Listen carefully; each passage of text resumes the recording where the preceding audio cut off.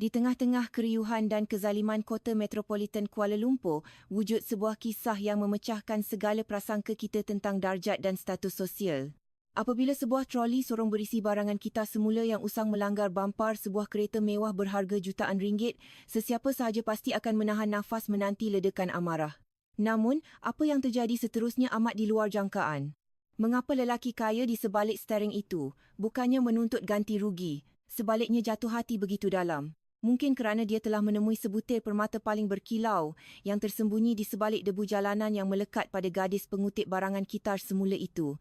Mari kita mulakan ceritanya. Langit petang itu kelihatan kelabu, tergantung rendah di atas kota yang sibuk, seolah-olah menyimpan beban yang terlalu berat untuk ditanggung. Tidak lama kemudian, awan hitam itu pecah, menumpahkan ribuan jarum air yang menghunjam bumi tanpa belas kasihan. Hujan turun dengan lebatnya, membasahi bangunan-bangunan pencakar langit yang angkuh seperti menara berkembar Petronas dan jalan-jalan tar yang mula menguapkan aroma tanah basah. Di antara kesibukan kenderaan yang mula menyalakan lampu kerana kegelapan yang datang lebih awal, seorang gadis muda sedang bergelut melawan licinnya jalanan. Namanya Aisyah. Usianya baru 23 tahun, namun garis-garis keletihan di wajahnya yang manis membuatnya kelihatan lebih matang daripada usia sebenarnya. Tubuhnya yang langsing dibalut kemeja lengan panjang yang warnanya sudah pudar dan sehelai tudung bawal ringkas yang kini basah kuyup melekat di pipinya. Kedua-dua tangannya yang kurus tetapi kuat mencengkam erat pemegang troli sorong yang penuh dengan timbunan kotak dan botol plastik terpakai. Hari ini, rezeki yang dikumpulkannya lumayan banyak. Cukup untuk membeli beras dan ubat penahan sakit untuk ayahnya di rumah. Namun, beban di dalam troli itu membuatkan langkahnya semakin berat. Apatah lagi jalan yang sedikit mendaki itu kini berubah menjadi aliran sungai kecil akibat sistem perparitan yang tidak sempurna. Nafas Aisyah tercungap-cungap, berpacu dengan deru hujan yang memekakkan telinga. Selipar jepunya yang sudah haus beberapa kali tergelincir, memaksanya menahan nafas dan mengerahkan seluruh tenaga agar tidak jatuh. Dia menggigit bibir bawahnya, cuba menguatkan hati. Sikit lagi, Aisyah. Sikit lagi sampai pusat pengumpulan. Lepas tu kau boleh balik, masak bubur panas untuk ayah dan berehat, bisiknya pada diri sendiri, menyemarakkan semangatnya yang kian pudar digerus keletihan. Lalu lintas di hadapannya sesak teruk, deretan kereta mewah dan bas awam terkunci dalam barisan yang panjang. Bunyi hon yang bersahutan tidak sabar menambahkan lagi kebisingan suasana. Aisyah cuba menyelit di tepi jalan, di laluan sempit yang berbaki di antara kaki lima dan deretan kereta yang berkilat. Dia sangat berhati-hati. Dia tahu benar, satu cala kecil sahaja pada kenderaan mewah itu boleh membawa bencana kepada hidupnya. Upahnya mengutip barang selama sebulan, bahkan setahun, mungkin tidak akan cukup untuk membayar ganti rugi. Namun, takdir petang itu berkata lain. Sebuah motosikal yang melaju kencang dari arah bertentangan memotong laluannya secara tiba-tiba untuk mengelak lubang. Aisyah terkejut. Secara refleks, dia menghenyak pemegang trolinya ke kanan untuk mengelak pertembungan. Gerakan mengejut itu, ditambah dengan jalan yang licin bercampur minyak, membuatkan keseimbangannya hilang. Kaki Aisyah tergelincir. Dia jatuh terduduk di atas tar yang keras dan basah. Pegangan troli terlepas dari genggamannya. Waktu seakan-akan bergerak perlahan saat Aisyah melihat dengan mata terbeliak. Troli yang berat itu meluncur tidak terkawal ke arah sebuah sedan hitam berkilat yang sedang berhenti betul-betul di sebelahnya. Dum! Bunyi hentaman itu tidaklah terlalu kuat, ditelan oleh gemuruh hujan. Namun bagi telinga Aisyah, bunyi itu kedengaran seperti letupan bom yang menghancurkan dunianya. Hujung besi trolinya menghentam bampa belakang kereta mewah itu dengan tepat. Jantung Aisyah berhenti berdegup seketika. Dia terpaku di atas tar yang sejuk, merasakan air hujan yang terus mengguyur tubuhnya, menyamarkan air mata yang serta-merta mendesak keluar. Dia menggigil teruk, bukan kerana sejuk, tetapi kerana ketakutan yang luar biasa. Dia membayangkan pemilik kereta itu akan keluar, memakinya, menunding-nunding wajahnya dengan hinaan yang menyakitkan dan menuntut ganti rugi ribuan ringgit. Ya Allah, tolonglah hamba-Mu ini, rintihnya lirih, suaranya hilang ditelan hujan. Aisyah berusaha untuk bangun walaupun lututnya terasa pedih. Dia memandang kereta itu dengan tatapan nana. Itu bukan sebarangan kereta. Dari kilauan catnya sahaja, Aisyah tahu itu kenderaan orang yang sangat kaya. Dia melihat pintu pemandu kereta itu perlahan-lahan terbuka. Aisyah menundukkan kepalanya dalam-dalam. Dia memejamkan mata, meramas-ramas hujung bajunya yang basah, bersiap sedia menerima badai amarah yang bakal tiba. Dia sudah sering melihat bagaimana orang-orang kecil sepertinya dilayan apabila membuat kesilapan pada orang kaya, ditengking, dimarahi, dianggap sampah yang menyakitkan pemandangan. Aisyah hanya mampu pasrah, dia tidak akan lari. Dia akan bertanggungjawab semampunya, walaupun itu bermakna dia terpaksa bekerja tanpa makan selama berbulan-bulan. Sepasang kasut kulit hitam yang kelihatan mahal memijak tar yang basah. Langkah kaki itu mendekat, perlahan, tegas tetapi tidak tergesa-gesa. Aisyah menahan nafas, bahunya terhinjut-hinjut menahan isak tangis ketakutan. Namun, herdikan yang ditunggunya tidak kunjung kedengaran. Sebaliknya, dia merasakan rintik hujan yang menghujam tubuhnya tiba-tiba berhenti, walaupun bunyi hujan di sekelilingnya masih menderu. Perlahan-lahan, Aisyah memberanikan diri membuka matanya. Sebuah payung hitam besar kini menaungi dirinya, melindunginya dari curahan langit. Aisyah mendongak perlahan, sangat perlahan, sehingga pandangannya bertemu dengan susuk tubuh seorang lelaki tinggi lampai yang kini berdiri di hadapannya. Lelaki itu mengenakan sut pejabat yang kemas dan padan dengan tubuhnya, walaupun hujung seluarnya kini mula basah terkena percikan air. Wajahnya bersih dengan rahang yang tegap, tetapi memiliki sorotan mata yang sangat teduh. Tiada langsung riak kemarahan di situ. Lelaki itu memandangnya bukan dengan pandangan jijik, melainkan dengan pandangan yang sukar ditafsirkan oleh Aisyah. Penuh kerisauan, lelaki itu ialah Adam. Adam baru sahaja pulang dari satu mesyuarat perniagaan yang meletihkan. Kepalanya pening memikirkan angka-angka saham dan strategi syarikat. Dia memandu sendiri hari ini kerana ingin menikmati kesendirian, mendengar muzik klasik di dalam kabin keretanya yang kedap suara dan selesa. Apabila dia merasakan satu hentakan kecil di belakang keretanya, dia mengeluh panjang. Dia tahu keretanya dilanggar. Biasanya dia akan berasa jengkel. Siapa yang tidak jengkel jika barang kesayangan rosak? Tetapi apabila dia melihat dari cermin pandang belakang, dia ternampak seorang gadis bertudung jatuh tersungkur di tengah hujan lebat di sebelah troli kita semula yang sengit. Amarah Adam tidak pernah muncul. Yang muncul sebaliknya ialah rasa kemanusiaan yang mengetuk pintu hatinya. Dia melihat bagaimana gadis itu berusaha untuk bangun dengan tubuh yang menggigil. Tanpa berfikir panjang, Adam mencapai payung di kerusi penumpang dan keluar meredah hujan. "Awak tak apa-apa?" tanya Adam. Suaranya garau dan tenang, kedengaran jelas di antara bunyi hujan kerana jarak mereka yang begitu dekat. Aisyah tergamam. Dia mengelipkan matanya, memastikan pendengarannya tidak silap. Maafkan saya, Encik," ucap Aisyah tergagap-gagap. Suaranya bergetar hebat.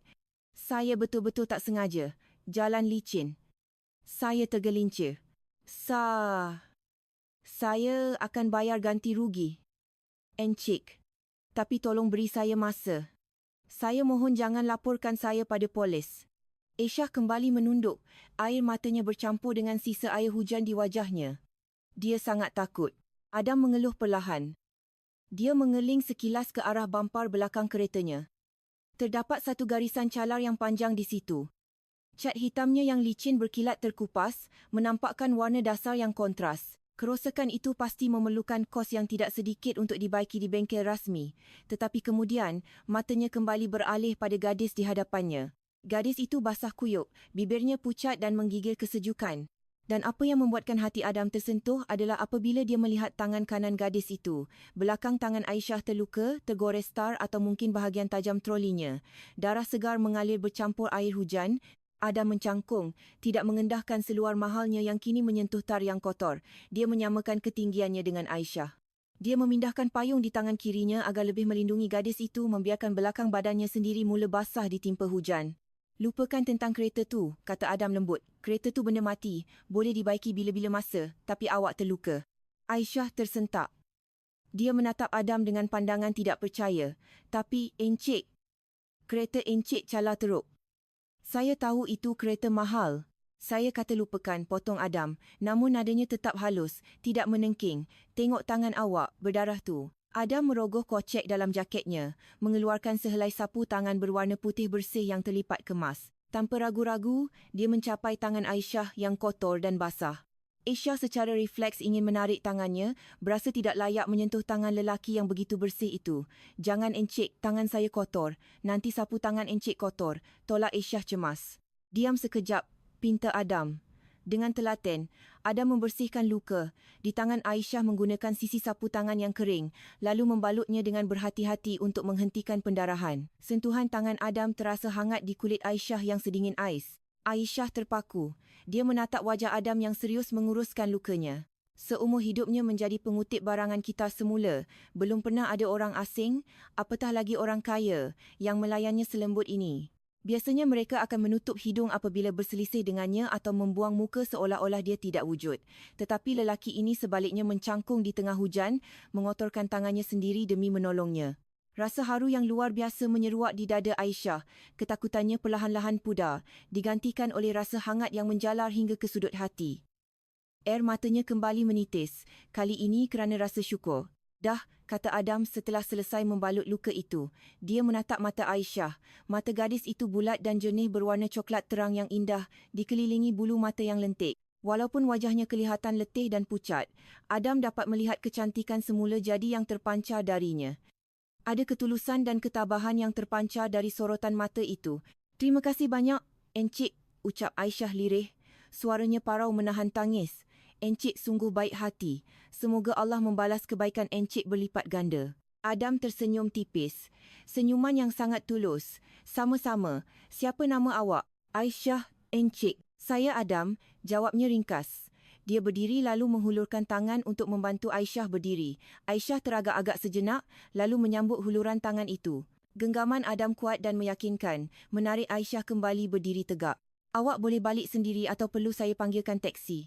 Troli awak tu, nanti saya boleh minta orang uruskan, tawar Adam. Aisyah menggeleng laju. Tak usah, Encik Adam. Terima kasih banyak. Saya kena bawa troli ni ke pusat pengumpulan sekarang. Ayah saya menunggu di rumah. Saya tak apa-apa. Adam menatap Aisyah sejenak, seolah-olah ingin memastikan sama ada gadis itu benar-benar kuat. Melihat tekad di mata Aisyah, Adam mengangguk. Dia tidak mahu memaksakan bantuannya yang mungkin akan membuat gadis itu berasa tidak selesa atau terhina. Baiklah kalau begitu, hati-hati di jalan Aisyah. Jalan sangat licin. Jangan tergesa-gesa. Rezeki awak tak akan lari ke mana. Pesan Adam.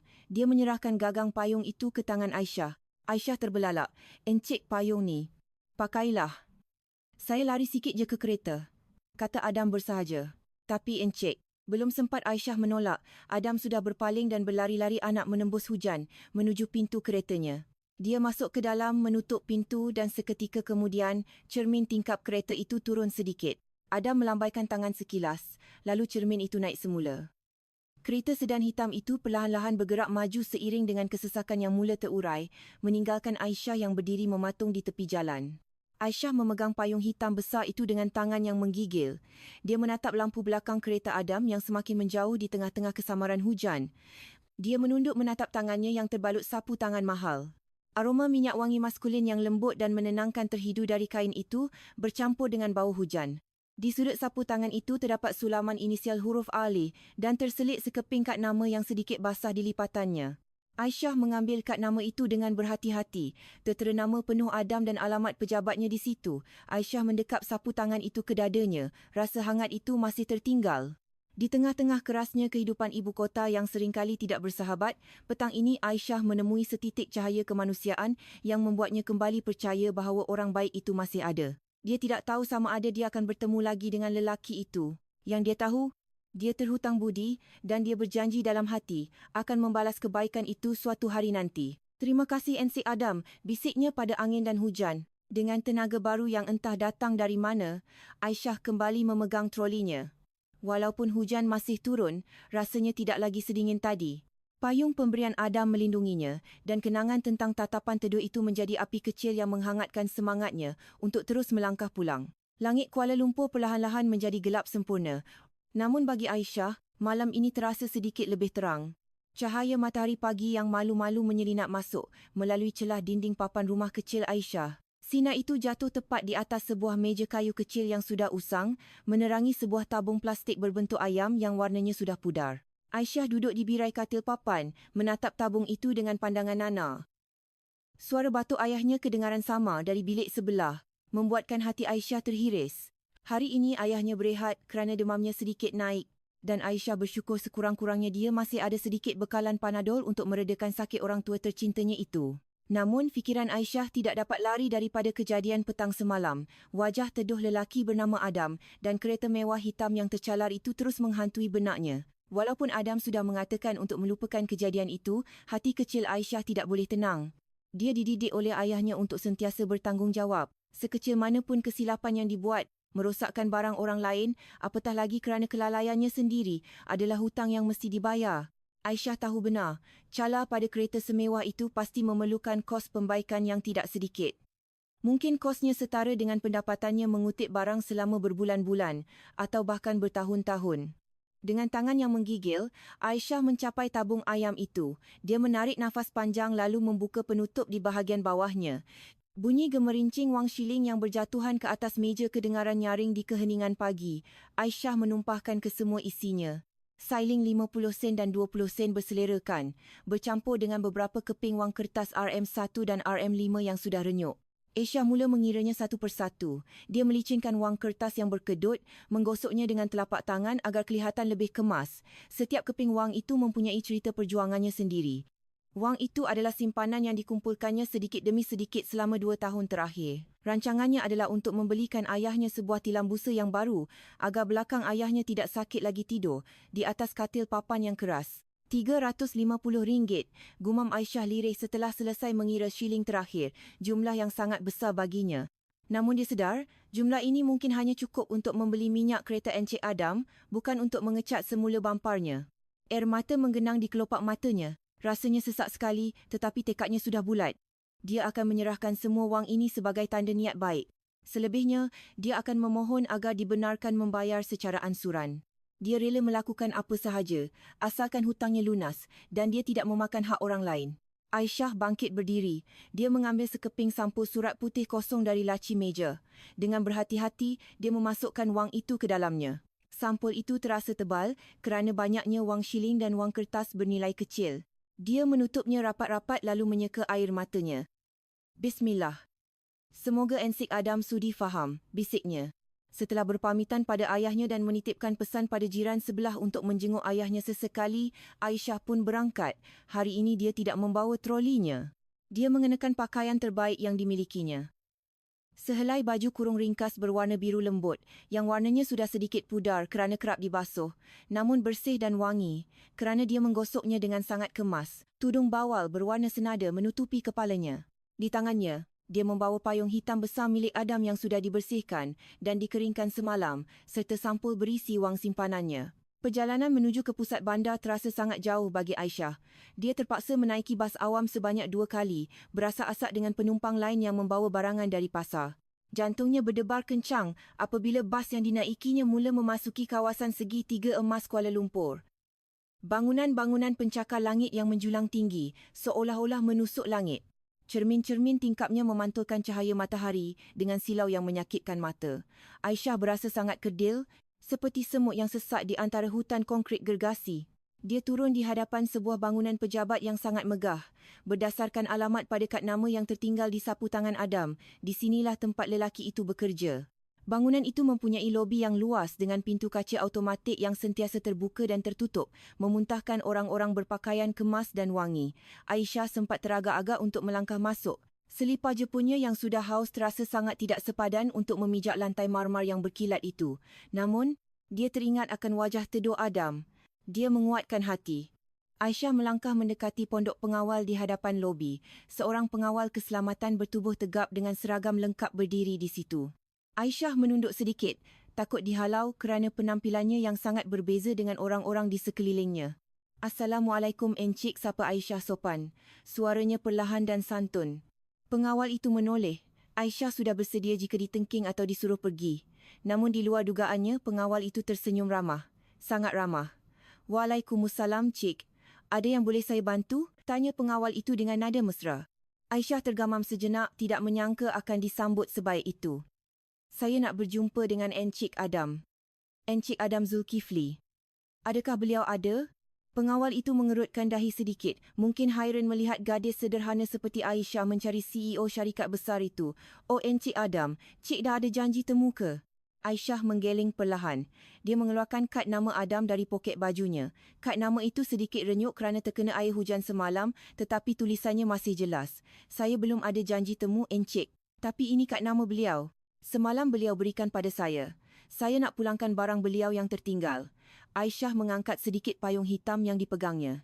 Pengawal itu melihat kad nama dan payung tersebut lalu mengangguk faham. Dia tidak bertanya macam-macam lagi. Mungkin dia berfikir Aisyah adalah seseorang yang ditolong oleh bosnya kerana Encik Adam memang terkenal dermawan. "Baiklah, Cik. Sila masuk ke lobi." Nanti lapor ke kaunter penyambut tetamu di meja depan tu ya. Nanti mereka akan bantu hubungi Setiausaha Encik Adam, jelas pengawal itu sambil membukakan pintu kaca untuk Aisyah. Terima kasih banyak Encik. Terima kasih, ucap Aisyah berulang kali sambil menundukkan badan. Aisyah melangkah masuk ke dalam lobi.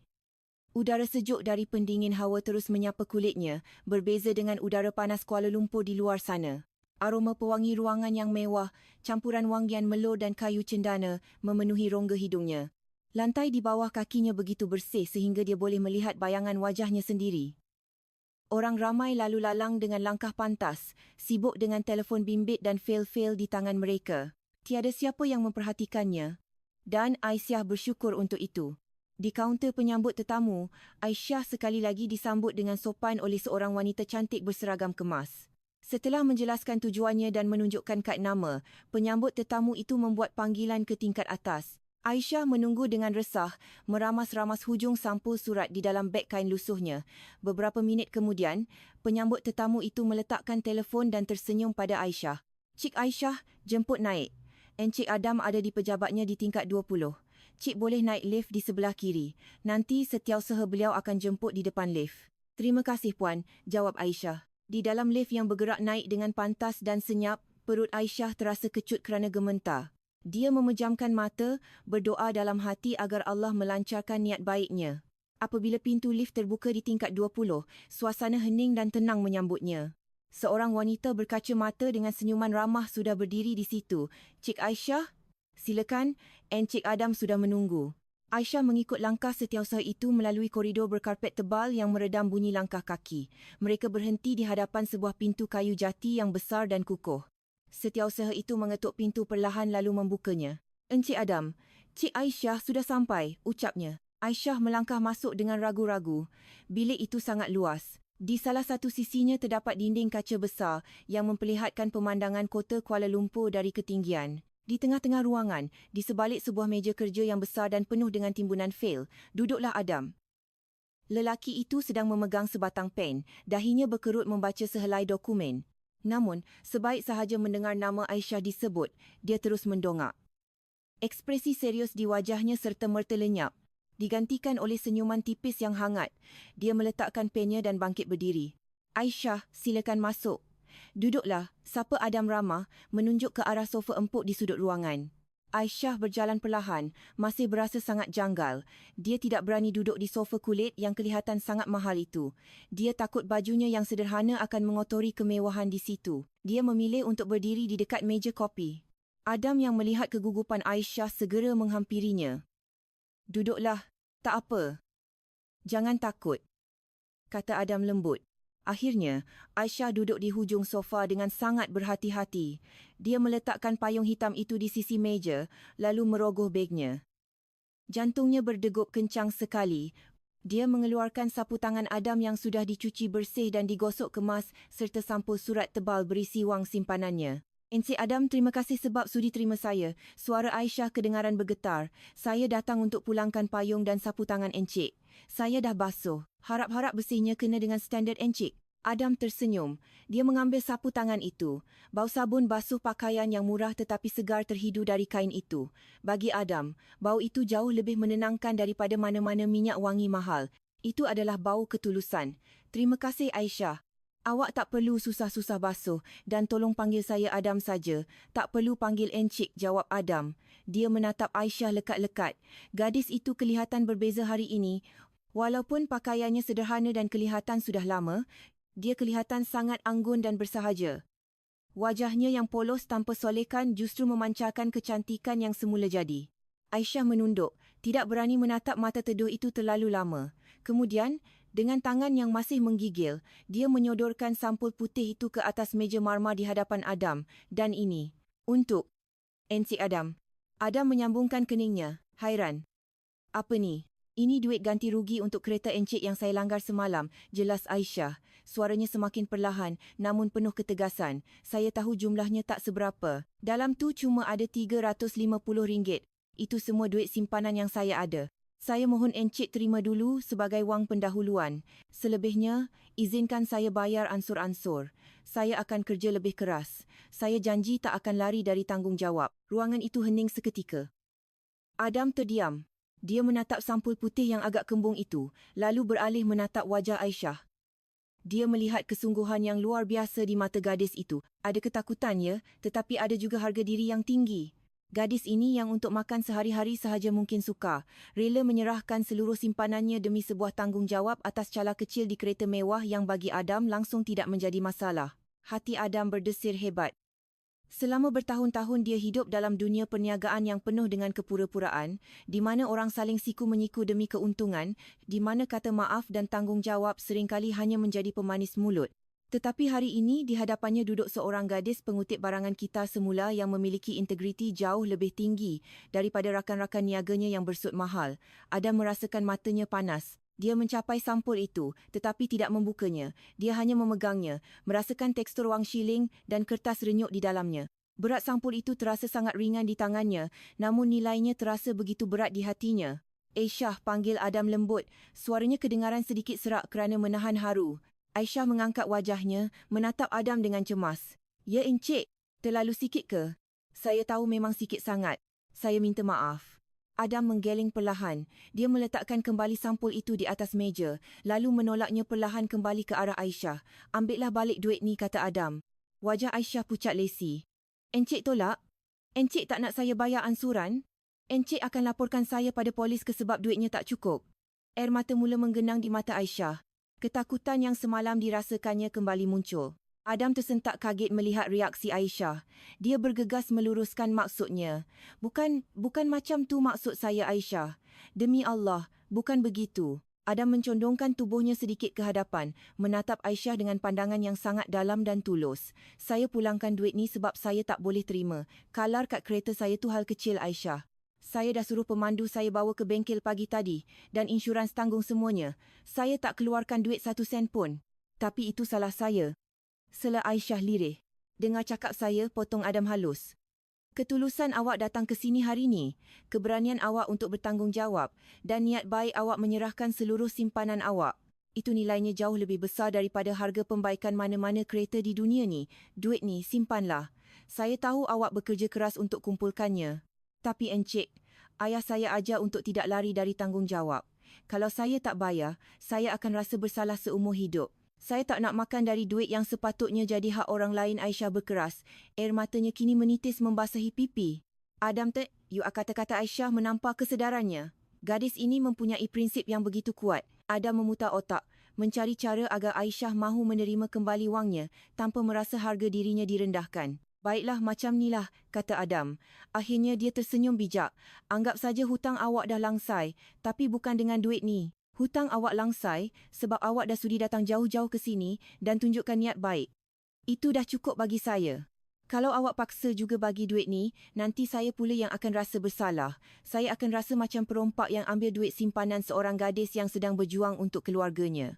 Awak tak nak buat saya rasa jahat, kan? Aisyah terdiam, mencerna kata-kata Adam. Duit ni, lanjut Adam sambil menunjuk sampul itu, gunakanlah untuk keperluan awak, mungkin untuk beli makanan yang sedap untuk ayah awak atau untuk keperluan harian. Anggap saja ini rezeki dari Allah yang perantaranya melalui kejadian langgar semalam. Kalau awak tolak, maknanya awak tolak rezeki yang Allah aturkan untuk tetap berada di tangan awak. Aisyah menatap Adam dengan pandangan berkaca-kaca. Penjelasan Adam begitu halus dan menyentuh hati, membuatnya tidak dapat membantah lagi. Dia merasakan kebaikan yang tulus memancar dari lelaki di hadapannya itu. Encik, sungguh baik hati, isah Aisyah perlahan. Saya tak tahu nak balas macam mana. Terima kasih, Encik Adam. Terima kasih banyak-banyak. Adam tersenyum lega. Dia mengambil kotak tisu di atas meja dan menyodorkannya kepada Aisyah. Lap air mata awak. Awak tetamu saya, takkan tetamu saya menangis? Aisyah tersenyum malu-malu sambil mengambil tisu. Maaf Encik, saya emosional sikit. Tak apa, jawab Adam. Dia mengeling jam tangannya lalu menatap wajah Aisyah yang kelihatan sedikit pucat dan letih. Awak dah makan tengah hari? Apa kata kita makan dulu di kantin bawah? Lepas tu saya hantar awak balik. Aisyah menggeleng laju, refleks menolak. Tak usah Encik. Terima kasih. Saya kena segera balik. Saya belum masak untuk ayah. Lepas tu saya kena sambung kerja. Saya dah terlalu lama tinggalkan kerja. Mendengar kata kerja, merujuk kepada mengutip barang, diucapkan dengan begitu wajar tanpa rasa malu. Rasa kagum Adam semakin bertambah.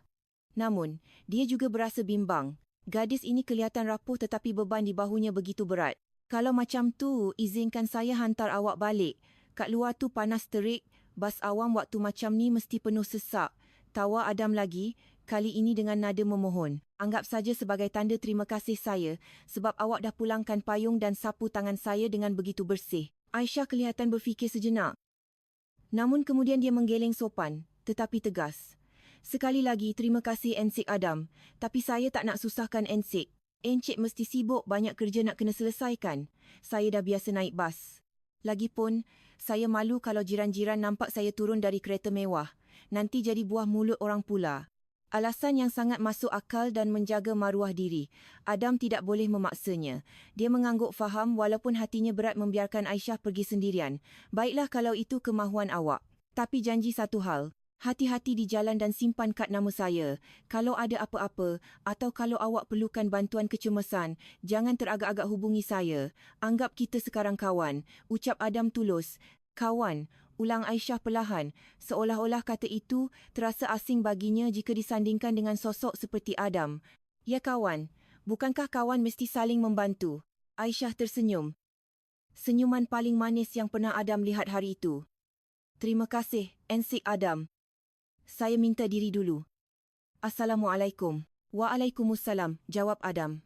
Aisyah bangkit, memasukkan kembali sampul itu ke dalam begnya dengan perasaan lega yang luar biasa.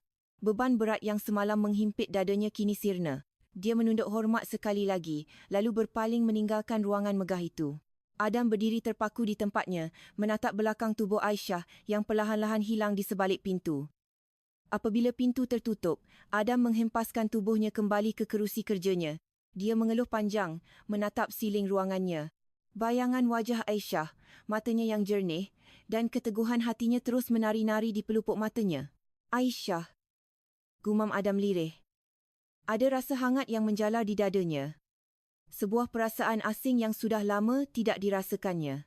Perasaan ingin melindungi, perasaan ingin mengenali lebih jauh, dan perasaan damai yang aneh. Hari itu, di tengah-tengah timbunan dokumen bernilai jutaan ringgit, Adam menyedari bahawa dia baru sahaja menemui sesuatu yang jauh lebih berharga daripada semua aset syarikatnya. Dia menemui ketulusan manusia yang nyata. Dan dia tahu pertemuan ini tidak boleh menjadi yang terakhir. Di lobi bawah, Aisyah melangkah keluar dari bangunan dengan langkah yang ringan. Matahari memang terik menyengat, tetapi hatinya terasa sejuk. Dia memeluk begnya erat-erat bersyukur kepada Allah yang telah melembutkan hati pemilik kereta mewah itu. Dia tidak tahu bahawa di tingkat 20, seorang lelaki kaya sedang berdiri di dekat tingkap kaca, menatap ke bawah, mencari sosok kecil bertudung biru di antara kerumunan manusia, memastikan gadis itu berjalan dengan selamat sehingga hilang dari pandangan. Matahari mula condong ke barat, membiaskan cahaya jingga keemasan yang menembus tingkap kaca ruang kerja Adam. Namun keindahan senja itu tidak mampu mengalihkan perhatian Adam dari lamunannya. Sejak pertemuan tengah hari tadi, bayangan wajah Aisyah tidak mahu pergi dari benaknya. Adam bukan jenis lelaki yang mudah terganggu tumpuannya kerana wanita, tetapi ada sesuatu yang berbeza pada diri Aisyah. Kesederhanaan, kejujuran, dan harga diri gadis itu telah menyentuh sisi hatinya yang paling dalam. Adam mengeling jam tangannya. Jarum jam menunjukkan pukul 5 petang. Biasanya dia akan menghabiskan masa sehingga malam di pejabat tenggelam dalam timbunan fail. Namun hari ini, rasanya dia ingin memastikan sesuatu. Dia teringat alamat yang tertera pada borang pelawat yang sempat diisi Aisyah di kaunter penyambut tetamu tadi. Adam secara diam-diam telah meminta salinan gambar borang itu daripada stafnya. Bukan untuk berniat jahat, dia hanya berasa bimbang. Gadis itu menolak untuk dihantar pulang, padahal dia membawa wang tunai yang agak banyak di dalam sampul itu. Adam bimbang jika terjadi sesuatu di jalan atau jika gadis itu memaksakan diri bekerja padahal keadaannya kelihatan letih. Tanpa berfikir panjang lagi, Adam mencapai kunci keretanya. Dia memutuskan untuk tidak menggunakan pemandu. Dia ingin memandu sendiri. Dia ingin melihat dunia dari sudut pandang yang berbeza, sudut pandang yang mungkin selama ini terlepas dari matanya yang terbiasa melihat kemewahan. Kereta sedan hitam Adam meluncur membelah kesesakan lalu lintas Kuala Lumpur. Perlahan-lahan, pemandangan bangunan-bangunan tinggi mula berganti dengan deretan rumah kedai, lalu berubah lagi menjadi kawasan perumahan padat penduduk. Jalan yang dilaluinya semakin sempit. Adam terpaksa memperlahankan laju kenderaannya, berhati-hati agar tidak terlanggar gerai peniaga atau anak-anak yang berlarian di tepi jalan.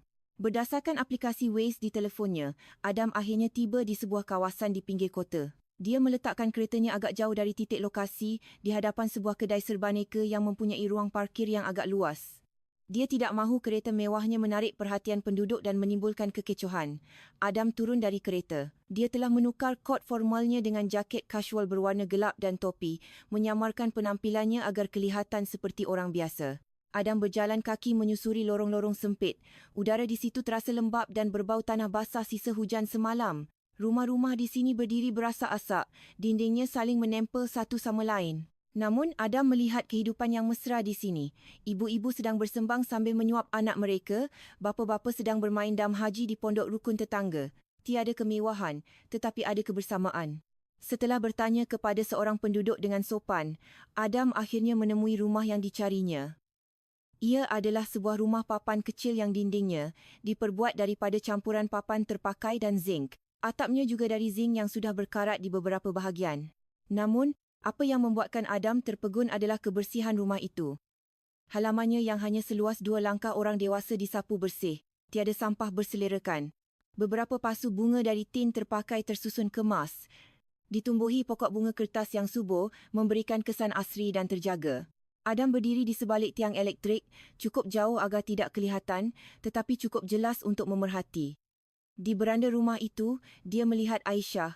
Gadis itu sudah menukar baju kurungnya dengan kemeja teh lengan panjang yang lusuh dan kain batik. Aisyah sedang duduk di sebuah bangku kecil. Tangannya sibuk menyapukan gam pada tapak seliparnya yang terkopak. Adam mengecilkan matanya.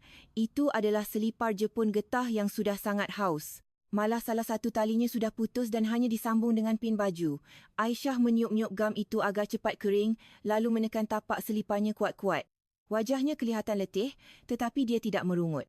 Dia sebaliknya tersenyum kecil apabila seliparnya berjaya melekat, walaupun Adam tahu ia tidak akan bertahan lama jika dipakai berjalan jauh. Tiba-tiba kedengaran suara batuk yang agak kuat dari dalam rumah. Aisyah segera meletakkan seliparnya dan bergegas masuk. Ayah, kenapa? Minum dulu. Yah, kedengaran suara Aisyah yang cemas dari dalam. Dinding papan yang nipis membuatkan suara dari dalam rumah kedengaran agak jelas hingga ke tempat Adam berdiri. Tak apa nak, tekak ayah gatal sikit je. Jawab suara seorang lelaki tua yang kedengaran lemah dan parau. Ubat ayah dah habis ya? Maaf ya? Yah. Tadi Aisyah tak sempat beli kat farmasi depan sebab takut kemalaman.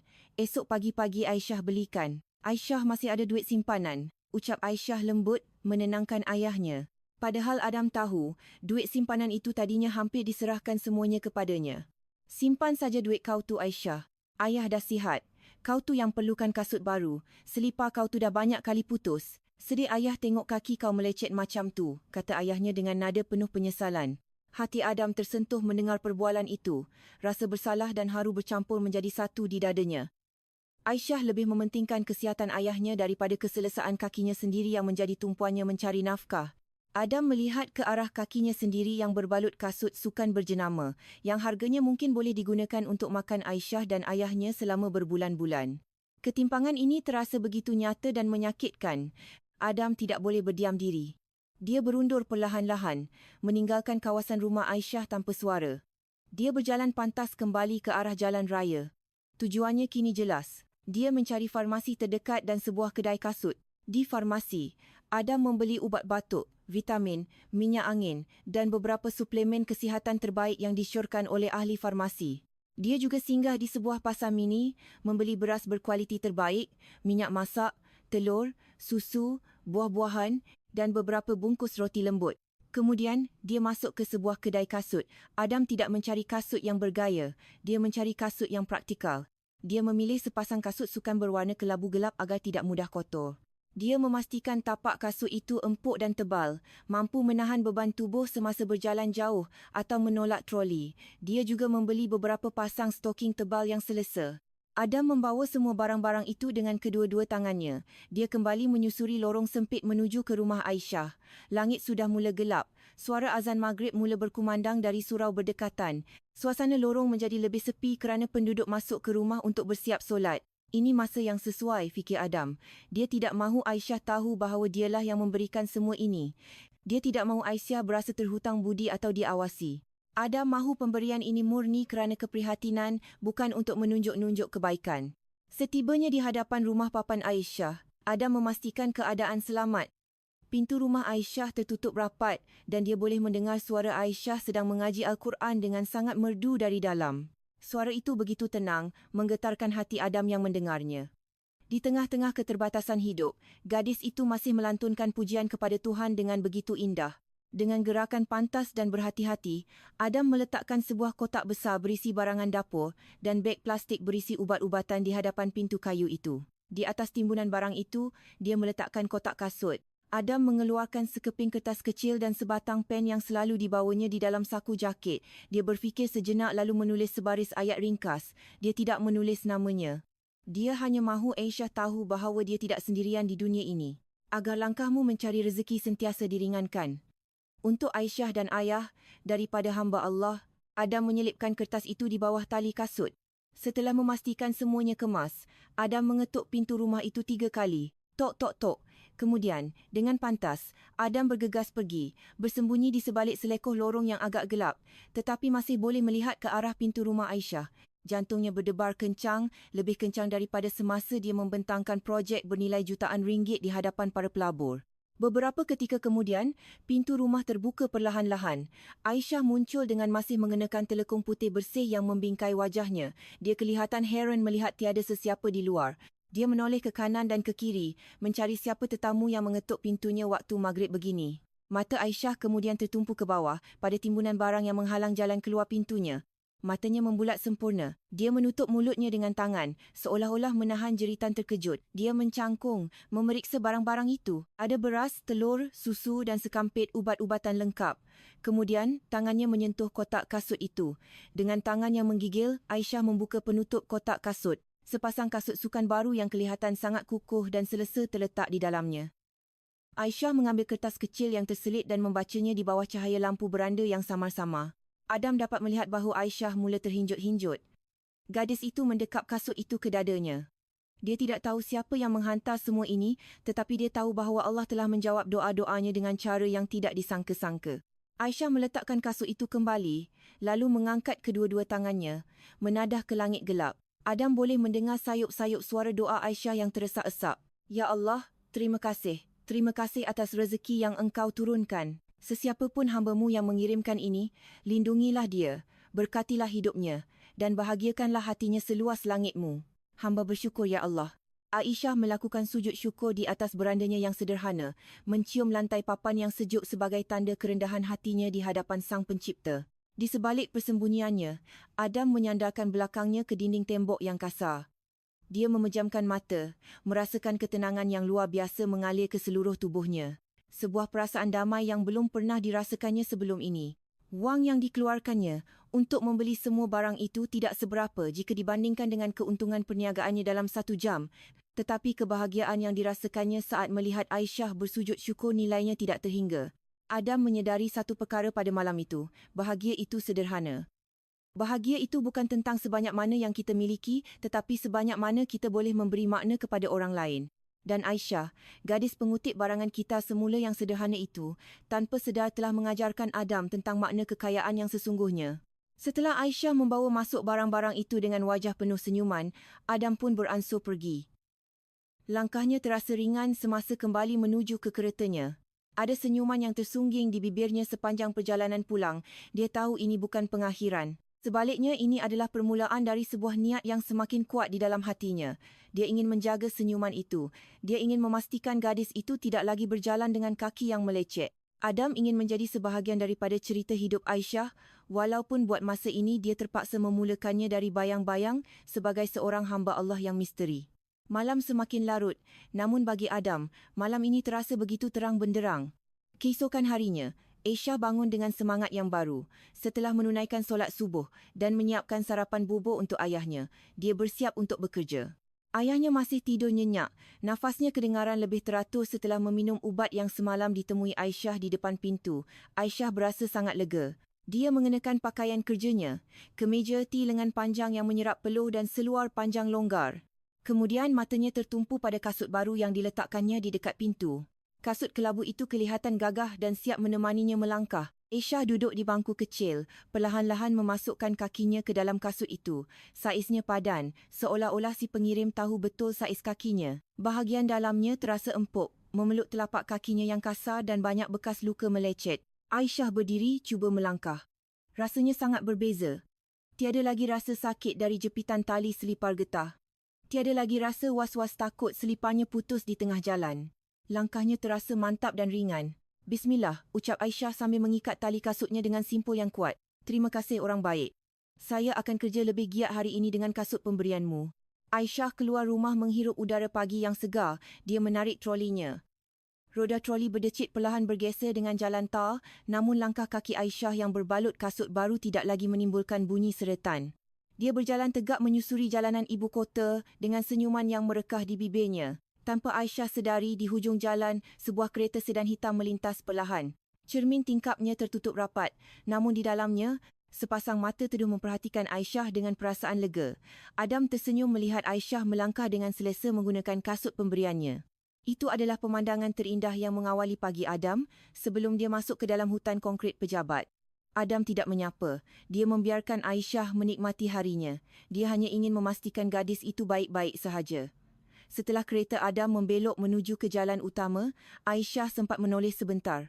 Dia berasa seperti ada yang memperhatikannya, sebuah perasaan hangat yang biasa dirasai. Namun, apabila dia menoleh, hanya ada kenderaan-kenderaan asing yang lalu lalang. Aisyah mengangkat bahu lalu kembali fokus pada pekerjaannya, mengumpulkan botol-botol plastik yang bagi orang lain adalah sampah, namun baginya adalah harapan. Hari itu, Aisyah mendapat hasil kutipan yang lebih banyak daripada biasa, mungkin kerana langkah kakinya yang lebih pantas dan cergas berkat kasut barunya, atau mungkin kerana semangatnya yang sedang membara. Setiap kali dia berasa letih, dia melihat ke arah kasutnya dan teringat akan kebaikan Allah yang datang tiba-tiba. Itu menjadi bahan bakar semangatnya untuk tidak menyerah. Semasa berehat tengah hari, Aisyah duduk di bawah sebatang pokok rendang di tepi sebuah taman awam. Dia membuka bekal nasi dan telur dadar yang dimasaknya pagi tadi menggunakan bahan makanan dari bungkusan misteri itu. Rasanya nikmat luar biasa. Biasanya dia hanya makan nasi dengan garam atau keropok. Hari ini dia makan makanan berkhasiat yang memberinya tenaga. Alhamdulillah, gumam Aisyah. Selepas suapan terakhir, dia mengeluarkan botol airnya, meneguk air kosong yang menyegarkan tekak. Tiba-tiba, sebuah kereta mewah berhenti tidak jauh dari tempatnya duduk. Aisyah sedikit berwaspada, takut kalau-kalau dia dianggap mengganggu pemandangan dan dihalau oleh pengawal atau pemilik kereta. Namun pintu kereta itu tidak terbuka, enjinnya tetap menyala halus. Aisyah memerhatikan kereta itu. Warnanya hitam berkilat, mirip dengan kereta Encik Adam yang dilanggarnya tempoh hari, tapi Aisyah segera menepis fikirannya. Tak mungkinlah itu Encik Adam. Kereta macam tu kan banyak kat KL ni, batin Aisyah. Lagipun, buat apa orang kaya macam Encik Adam ada kat tempat macam ni? Namun dugaan Aisyah salah. Di dalam kereta itu memang ada Adam. Dia sedang berehat makan tengah hari dan sengaja menyuruh pemandunya melalui laluan itu, berharap dapat melihat Aisyah dari kejauhan. Dan benar sahaja, dia melihat gadis itu sedang duduk berehat dengan sopan, tidak membuang sampah merata-rata dan kelihatan sangat bersyukur dengan bekal makanannya yang sederhana. Adam memperhatikan kasut kelabu yang terpasang di kaki Aisyah. Kasut itu sudah mula sedikit berdebu, tanda bahawa pemiliknya telah bekerja keras. Namun, hal itu justru membuat Adam semakin bangga. Hadiahnya digunakan dengan baik, bukan disimpan sebagai perhiasan. Hadiah itu menjadi alat perjuangan. Encik Adam, kita terus balik ke pejabat? Tanya pemandu peribadinya, memecahkan lamunan Adam. Adam tersentak perlahan. Ya, Pak Mat, kita balik sekarang. Mesyuarat pukul 2 nanti tak boleh lewat. Kereta pun melaju pergi. Aisyah menatap pemergian kereta itu dengan pandangan tertanya-tanya. Entah mengapa, setiap kali melihat kereta hitam itu, jantungnya berdebar perlahan. Ada rasa rindu yang aneh menyelinap di hatinya. Rindu pada sosok lelaki yang memiliki tatapan teduh dan suara lembut yang menenangkan. Sosok Adam. Mungkin aku cuma berkhayal, bisik Aisyah sambil mengemas kotak bekalnya. Dia bangkit berdiri, menepuk-nepuk seluarnya yang terkena rumput kering. Ayo Aisyah, sambung kerja lagi. Ingat, ubat ayah kena beli lagi kalau yang ni habis. Aisyah kembali menarik trolinya. Di bawah terik matahari Kuala Lumpur yang menyengat, ada dua hati yang sebenarnya saling terhubung oleh benang merah yang tidak kelihatan. 1. Berjuang di jalanan dengan keringat dan doa. 1 lagi, memantau dari kejauhan dengan keprihatinan dan kekaguman. Perbezaan status sosial yang membentang di antara mereka seolah-olah perlahan-lahan mula terkikis oleh ketulusan rasa yang mula tumbuh. Walaupun belum ada satu kata pun terucap tentang cinta. Kasut baru itu bukan hanya sekadar alas kaki. Bagi Aisyah, itu adalah bukti bahawa dia tidak sendiri. Dan bagi Adam, itu adalah langkah awal untuk masuk ke dalam kehidupan Aisyah, selangkah demi selangkah dengan cara yang paling lembut dan penuh hormat. Seminggu telah berlalu sejak insiden di ruang kerja Adam. Waktu berjalan seperti biasa di ibu pejabat syarikat hartanah milik Adam. Telefon berdering, mesyuarat susul menyusul dan timbunan dokumen yang menuntut tanda tangan terus mengalir tanpa henti. Namun ada yang berbeza dengan Adam. Lelaki itu seringkali tertangkap basah sedang melamun menatap tingkap besar di ruangannya. Pemandangan bangunan pencakar langit yang menjulang angkuh tidak lagi menarik baginya. Fikirannya sebaliknya melayang jauh ke pinggir kota, ke jalanan berdebu di mana seorang gadis tabah sedang menarik troli dengan kasut kelabu pemberiannya. Rasa ingin tahu dan rindu yang aneh itu semakin hari semakin menyiksa. Adam berasa seperti ada magnet kuat yang menariknya untuk kembali melihat Aisyah. Bukan sekadar melihat dari jauh seperti pengintip, tetapi dia ingin berbicara. Dia ingin mendengar suara gadis itu lagi, suara yang lembut tetapi penuh keyakinan. Dia ingin melihat binar mata itu dari jarak dekat, bukan dari sebalik cermin kereta yang gelap. Petang itu, Adam memutuskan untuk pulang lebih awal. Dia membatalkan janji makan malam dengan seorang klien penting dan menyerahkannya kepada timbalan pengarahnya. Adam perlukan udara segar. Dia perlukan sesuatu yang nyata, bukan kepura-puraan basa-basi perniagaan. Kereta sedan hitam Adam kembali meluncur membelah jalanan Kuala Lumpur yang mula padat. Kali ini tujuannya jelas. Dia mengarahkan steringnya menuju ke laluan yang biasa dilewati Aisyah semasa bekerja. Adam sudah hafal laluan itu kerana beberapa hari ini dia secara diam-diam meminta pemandunya untuk lalu di situ, walaupun hanya sekadar melintas. Adam meletakkan keretanya di kawasan parkir awam sebuah deretan rumah kedai yang agak selamat. Sebelum turun, dia menatap pantulan dirinya di cermin pandang belakang. Kot mahal rekaan pereka terkenal, tali leher sutera yang licin dan kemeja putih yang kaku. Penampilan ini terlalu menonjol. Penampilan ini mencipta tembok pemisah yang tinggi antara dirinya dan dunia Aisyah. Dengan gerakan pantas, Adam menanggalkan kotnya dan meletakkannya di kerusi belakang. Dia melonggarkan tali lehernya lalu menariknya lepas, mencampakkannya sembarangan di sebelah kot. Dia membuka dua butang teratas kemejanya, lalu melipat lengan kemeja panjangnya hingga ke paras siku. Dia mengusutkan sedikit rambutnya yang tersisir rapi dengan pomada agar kelihatan lebih santai. Kini dia tidak kelihatan seperti CEO yang kaku, sebaliknya seperti seorang kaki tangan biasa yang letih pulang dari kerja. Adam keluar dari kereta, menghirup udara petang yang bercampur debu dan asap kenderaan. Anehnya dia tidak berasa terganggu. Dia berjalan menyusuri kaki lima, matanya melilau ke sekeliling mencari sosok yang dirinduinya. Tidak jauh dari situ, di sebuah persimpangan jalan yang sibuk, terdapat sebuah gerai makan sederhana. Kain kanvas gerai itu berwarna biru dan jingga yang sudah kusam ditiup angin dan debu. Di hadapannya terpasang kain rentang bertuliskan warung nasi lemak, aneka kuih Pak Din. Adam ingat, dia pernah melihat Aisyah berhenti di sini untuk membeli minuman. Tanpa ragu-ragu, Adam melangkah masuk ke dalam gerai itu. Suasana di dalam agak ramai. Ada beberapa penunggang motosikal penghantar makanan yang sedang makan dan pekerja binaan yang sedang menikmati kopi pekat. Asap rokok mengepul tipis, bercampur dengan aroma minyak panas dan sambal tumis yang membangkitkan selera.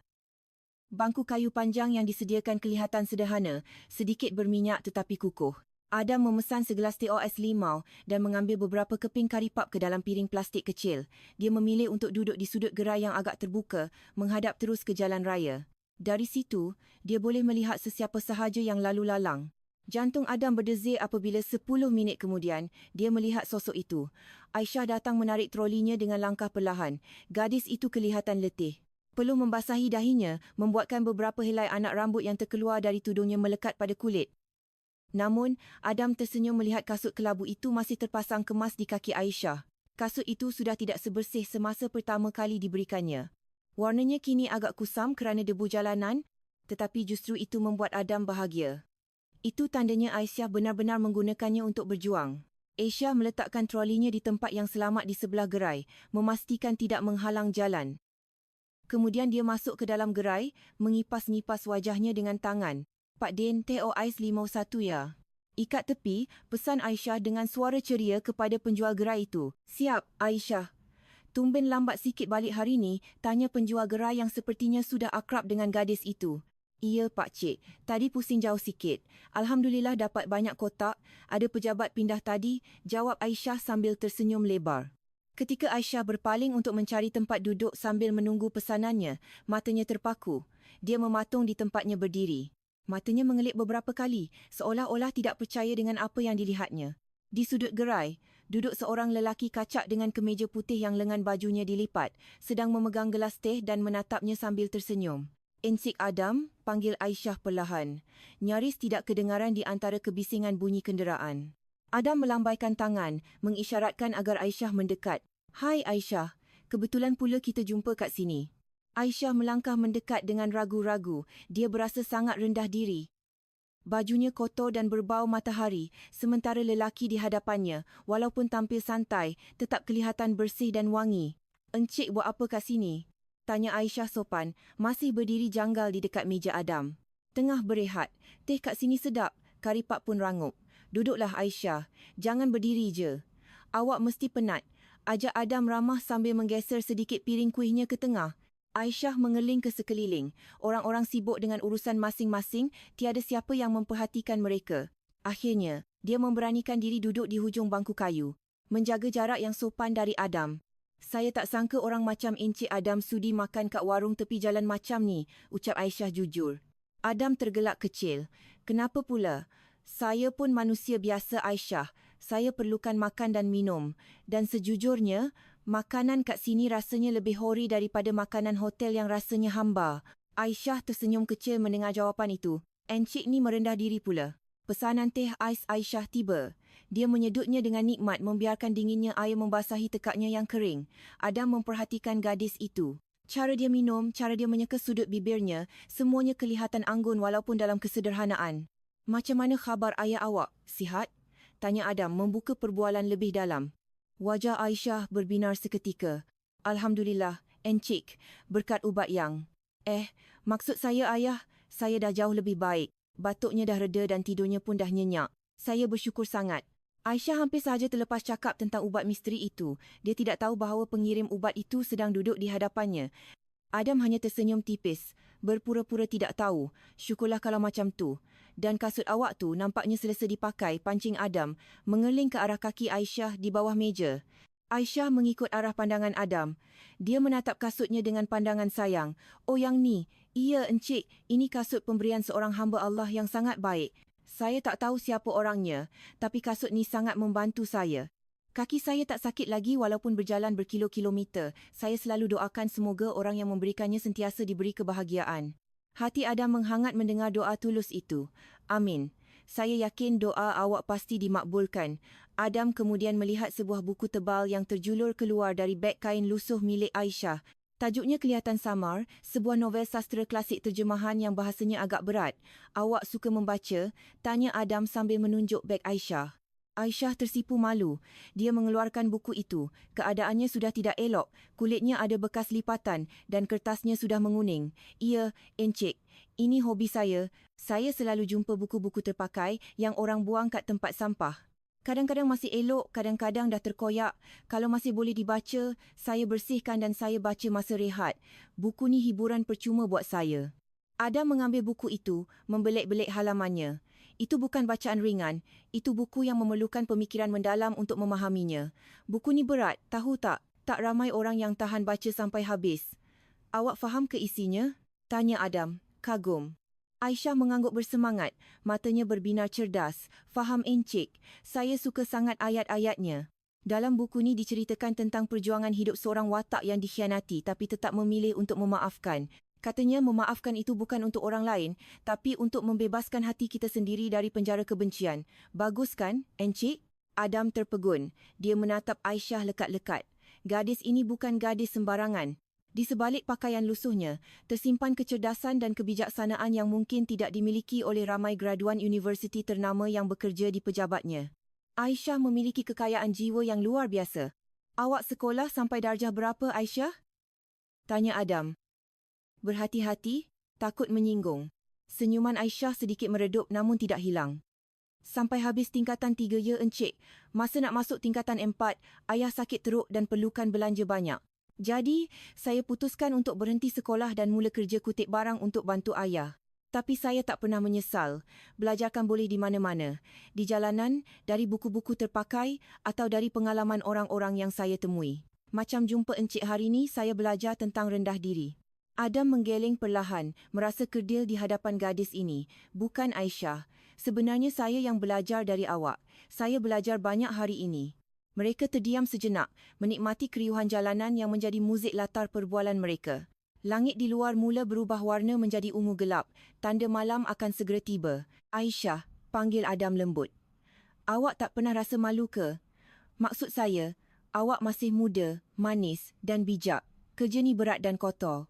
Ramai orang pandang sebelah mata. Adam bertanya bukan untuk merendahkan, tetapi dia benar-benar ingin tahu bagaimana Aisyah memandang dirinya sendiri. Aisyah meletakkan gelas teh aisnya yang sudah kosong. Dia menatap lurus ke arah trolinya yang diletakkan di luar. Tatapannya teguh dan bangga. Kenapa perlu malu, Encik? Jawab Aisyah tegas, namun tetap sopan. Bagi saya, sampah-sampah ni adalah rezeki. Selagi halal, baunya pun terasa wangi bagi ayah saya yang menunggu di rumah.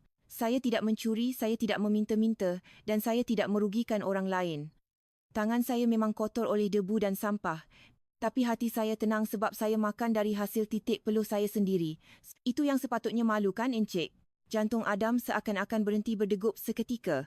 Jawapan itu menusuk ke lubuk hatinya. Dia teringat dunia perniagaannya yang penuh dengan tipu helah, siku-menyiku dan kadang-kadang penuh dengan kompromi yang tidak telus. Di hadapannya kini duduk seorang gadis pengutip barangan kita semula yang memiliki prinsip hidup seputih kapas. Adam menatap wajah Aisyah yang terkena biasan cahaya lampu jalan. Di matanya, Aisyah kelihatan begitu bersinar. Jauh lebih bersinar daripada wanita-wanita sosialit yang biasa ditemuinya di majlis-majlis mewah yang sibuk mempamerkan beg tangan berjenama dan belian mahal, namun jiwanya kosong. Saat itu juga, Adam menyedari sesuatu. Rasa kagum yang dirasakannya bukan lagi sekadar simpati. Ada perasaan lain yang mula tumbuh subur, mengakar kuat di dalam dadanya. Dia ingin melindungi senyuman itu. Dia ingin menjaga prinsip itu agar tidak hancur oleh kejamnya dunia. Awak betul, Aisyah. Awak sangat betul, ucap Adam lirih. Suaranya kedengaran penuh hormat. Awak adalah wanita paling kaya yang pernah saya temui. Kaya hati, kaya prinsip dan kaya harga diri. Aisyah tergelak kecil. Pipinya merona merah dipuji seperti itu. Encik ni berlebih-lebihan pula. Saya ni cuma pengutip barang, Encik. Mana ada orang kaya yang nak berkawan dengan pengutip barang? Ada, potong Adam cepat. Dia menatap mata Aisyah dalam-dalam. Saya nak berkawan dengan awak. Bahkan lebih dari kawan, kalau awak izinkan. Aisyah terdiam, bingung mencerna ayat terakhir Adam. Jantungnya berdegup kencang melihat tatapan tajam dari lelaki itu. Maksud Encik? Adam tersedar dia mungkin terlalu terburu-buru. Dia tersenyum menenangkan. Maksud saya nak kita berkawan baik. Saya nak belajar banyak dari awak tentang cara bersyukur. Boleh tak kalau saya sesekali singgah sini lagi untuk bersembang macam ni? Aisyah menghela nafas lega. Walaupun ada sedikit rasa kecewa yang dia sendiri tidak faham mengapa. Tentu saja boleh, Encik. Warung ni kan tempat awam, sesiapa saja boleh datang. Saya pun seronok ada kawan berbual yang pandai macam Encik. Boleh saya tanya-tanya tentang isi buku yang saya tak faham? Adam tersenyum lebar. Itu sudah cukup baginya buat masa ini. Izin untuk masuk ke dalam lingkaran kehidupan Aisyah. Malam semakin larut. Aisyah mengerling jam dinding di warung. Alamak, dah malam. Saya kena balik. Encik, kesian ayah sorang-sorang kat rumah. Belum makan malam lagi. Aisyah bergegas merogoh saku seluarnya, mengeluarkan wang shilling untuk membayar tehnya. Namun, tangan Adam menahannya. Simpan duit awak. Biar saya yang bayar. Kan tadi saya yang ajak awak duduk sini, kata Adam. Tapi Encik, jangan tolak rezeki. Ingat? Adam mengenyitkan sebelah matanya, mengulangi ayat yang pernah diucapkannya di pejabat. Aisyah tergelak kecil, akhirnya pasrah. Baiklah, terima kasih Encik Adam. Rezeki anak soleha hari ni banyak betul. Mereka berdua bangkit berdiri. Adam membayar semua pesanan mereka, ditambah beberapa bungkus nasi lemak dan lauk pauk yang dipesannya secara diam-diam untuk dibawa pulang oleh Aisyah. Ini untuk makan malam ayah awak kat rumah. Jangan tolak kalau tak saya merajuk, gurau Adam sambil menyerahkan bungkusan plastik putih itu. Aisyah menerima bungkusan itu dengan mata berkaca-kaca. Terima kasih, Encik. Semoga Allah balas kebaikan Encik. Hati-hati di jalan ya, Encik. Awak pun hati-hati, Aisyah. Sampaikan salam pada ayah awak. Adam berdiri di tepi jalan menyaksikan Aisyah kembali menarik trolinya menjauh, menembus malam yang dingin. Belakang tubuh kecil itu kelihatan begitu kuat menanggung beban kehidupan. Adam berjanji dalam hati, suatu hari nanti dia akan menggantikan beban di belakang tubuh itu dengan kebahagiaan. Dia akan memastikan bahu kecil itu mempunyai tempat untuk bersandar. Setelah sosok Aisyah hilang diselekoh, Adam berjalan kembali ke keretanya. Dia menyangkutkan kot mahalnya di bahu, melangkah dengan perasaan ringan dan hati yang penuh. Malam ini, dia tidak pulang ke apartmen mewahnya yang dingin dan sepi. Dia pulang membawa kehangatan baru di dalam hatinya. Sebuah kehangatan bernama cinta yang tumbuh di sebuah warung tepi jalan. Adam masuk ke dalam kereta, menghidupkan enjin dan memasang lagu romantis perlahan. Dia tersenyum sendiri membayangkan perbualan tadi. Dia tahu hidupnya tidak akan pernah sama lagi selepas malam ini. Dia telah jatuh hati, jatuh sejatuh-jatuhnya pada seorang gadis, pengutip barangan kita semula yang mencintai buku dan menganggap sampah sebagai rezeki yang wangi. Langit malam itu tidak berbintang. Awan mendung menggantung rendah, seolah-olah turut merasakan kegelisahan yang sedang melanda hati Aisyah. Beberapa hari selepas pertemuan manis di warung itu, kehidupan Aisyah yang mula terasa sedikit berwarna tiba-tiba dihempas badai. Tengah malam tadi, suasana tenang di rumah papan kecil Aisyah pecah oleh suara batuk ayahnya yang tidak kunjung berhenti. Kali ini bukan batuk biasa, suaranya kedengaran sangat menyakitkan, seolah-olah merobek dada. Aisyah yang baru sahaja terlelap terus terbangun dengan jantung berdegup kencang. Dia mendapati ayahnya sudah terkulai lemah di atas katil. Wajahnya pucat lesi dan nafasnya tercungap-cungap berat. Suhu tubuh lelaki tua itu sangat tinggi, membuatkan kulit keriputnya terasa seperti bara api apabila disentuh. Kepanikan melanda Aisyah. Dia berlari keluar rumah, mengetuk pintu jiran di tengah malam buta, memohon bantuan dengan air mata yang berderai. Mujurlah jiran-jirannya orang yang baik hati. Mereka bahu-membahu membantu Aisyah membawa ayahnya ke jalan raya untuk mencari kenderaan yang sudi menghantar ke hospital terdekat. Tiada ambulans, hanya sebuah lori kecil milik jiran yang kebetulan sedang diletakkan di situ. Perjalanan menuju ke hospital terasa seperti perjalanan terpanjang dalam hidup Aisyah. Dia duduk di bahagian belakang lori yang terbuka, memeluk tubuh ringkih ayahnya yang menggigil, melindunginya dari angin malam yang menusuk tulang. Sepanjang jalan, bibir Aisyah tidak berhenti melafazkan doa, memohon kepada Allah agar ayahnya diselamatkan. Ayahnya adalah satu-satunya keluarga yang dimilikinya di dunia ini. Dia tidak bersedia kehilangan sosok yang menjadi alasannya untuk terus berjuang. Setibanya di unit kecemasan hospital kerajaan, kesibukan terus menyergap. Para jururawat dan doktor bergerak pantas. Aisyah hanya mampu berdiri terpaku di penjuru ruangan, melihat tubuh ayahnya dipasangi tiub intravena dan alat bantuan pernafasan. Bau ubat-ubatan yang menyengat dan bunyi mesin monitor perubatan membuatkan kepalanya pening.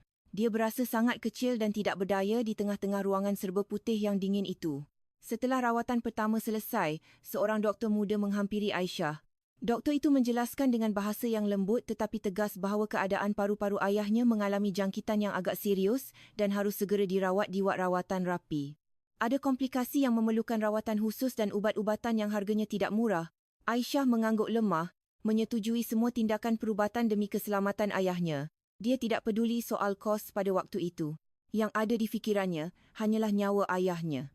Namun, apabila dia duduk sendirian di ruang menunggu pentadbiran yang sepi, realiti kembali menghantamnya dengan keras. Aisyah membuka dompet kainnya. Duit hasil kutipan beberapa hari ini dan baki simpanannya memang ada, tetapi dia tahu ia tidak akan cukup untuk kos rawatan hospital yang mahal, apatah lagi jika perlu berhari-hari. Dia meramas dompet itu erat-erat. Ketakutan itu datang lagi, mencekik lehernya. Dia takut tidak mampu membayar. Dia takut rawatan ayahnya terhenti di tengah jalan kerana ketiadaan wang. Jam menunjukkan pukul 3 pagi.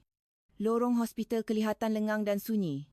Hanya ada bunyi tapak kaki jururawat yang sesekali lalu dan dengungan enjin pendingin hawa. Aisyah berjalan terhuyung-hayang menuju ke sebuah taman kecil di bahagian tengah hospital. Dia perlukan udara segar. Dadanya terasa sesak sekali. Di bangku taman yang dingin di bawah sebatang pokok kemboja, pertahanan Aisyah akhirnya runtuh. Dia duduk memeluk lutut, menyembunyikan wajahnya di antara kedua-dua tangannya. Bahunya terhinjut-hinjut hebat. Isak tangis yang sejak tadi ditahannya akhirnya tumpah ruah. Dia menangis sejadi-jadinya, menumpahkan segala rasa takut, letih dan kebingungannya. Tiada sesiapa di situ, hanya angin malam dan bunyi cengkerik yang menemaninya bersedih. Ya Allah, kuatkanlah hamba-Mu. Hamba tak tahu nak minta tolong pada siapa lagi, rintihnya dalam tangisan. Suaranya kedengaran pilu menyayat hati. Jangan ambil ayah sekarang, Ya Allah. Hamba belum sempat bahagiakan ayah. Aisyah berasa sangat sendirian di dunia yang luas ini. Dia berasa seperti anak kecil yang sesat di hutan belantara tanpa pegangan. Bayangan wajah Adam sempat melintas di benaknya. Dia teringat pesan Adam untuk menghubunginya jika memerlukan bantuan kecemasan. Tangan Aisyah sempat bergerak merogoh saku, menyentuh kad nama Adam yang sentiasa dibawanya. Namun, dia mengurungkan niatnya. Dia menarik kembali tangannya, rasa segan dan malu menyergapnya. Dia tidak mahu dianggap mengambil kesempatan atas kebaikan Adam. Adam sudah terlalu baik padanya. Memberikan kasut, membelikan barangan dapur, belanja makan. Jika sekarang dia menelefon untuk meminjam wang bagi kos hospital, bukankah dia kelihatan seperti pengemis yang tidak tahu diri? Aisyah menggeleng kuat. Dia tidak mahu merosakkan hubungan baik itu dengan permintaan material. Dia akan berusaha sendiri dahulu semampunya. Mungkin dia boleh menggadaikan satu-satunya harta peninggalan ibunya, sebentuk cincin emas nipis yang disimpannya di rumah. Aisyah kembali menangis, merasa buntu. Tiba-tiba, dia merasakan sebuah kehangatan menyelimuti belakangnya. Seseorang meletakkan sehelai kot tebal yang hangat di bahunya yang bergetar. Aroma minyak wangi maskulin yang sangat dikenalinya menyeruak, bercampur dengan udara malam. Aisyah tersentak kaget. Dia mengangkat wajahnya yang basah oleh air mata. Di hadapannya berdiri sosok lelaki tinggi lampai dengan kemeja yang sedikit berkedut dan nafas yang agak tercungap-cungap, seolah-olah baru habis berlari jauh. "Encik Adam," bisik Aisyah dengan suara parau, hampir tidak percaya dengan penglihatannya. Adakah dia sedang bermimpi kerana terlalu letih? Adam tidak menjawab. Dia hanya menatap Aisyah dengan pandangan yang penuh rasa sakit dan kerisauan. Tanpa meminta izin, Adam duduk di sebelah Aisyah.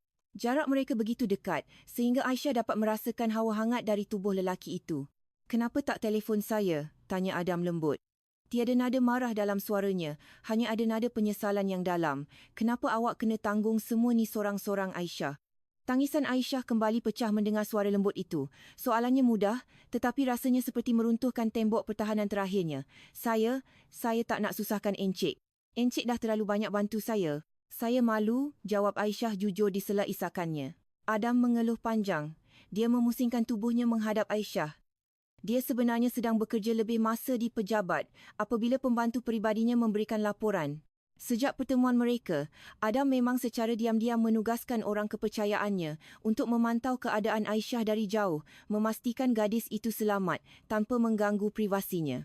Apabila mendapat khabar bahawa ayah Aisyah dikejarkan ke hospital tengah malam, Adam terus meninggalkan kerjanya. Dia memecut keretanya seperti orang gila, meredah lampu isyarat yang sepi demi sampai di sini secepat mungkin. Dia tahu Aisyah pasti sedang ketakutan. "Dengar cakap saya, Aisyah," ucap Adam tegas tetapi lembut. Dia memberanikan diri menyentuh bahu Aisyah perlahan, memberikan kekuatan. "Kita kawan. Ingat, kawan tu wujud bukan hanya masa senang, masa makan sedap kat warung. Kawan tu justru paling diperlukan masa keadaan macam ni. Masa awak jatuh, masa awak takut, masa awak perlukan pegangan. Jangan pernah rasa sorang-sorang lagi. Ada saya kat sini." Ayat itu begitu menenangkan.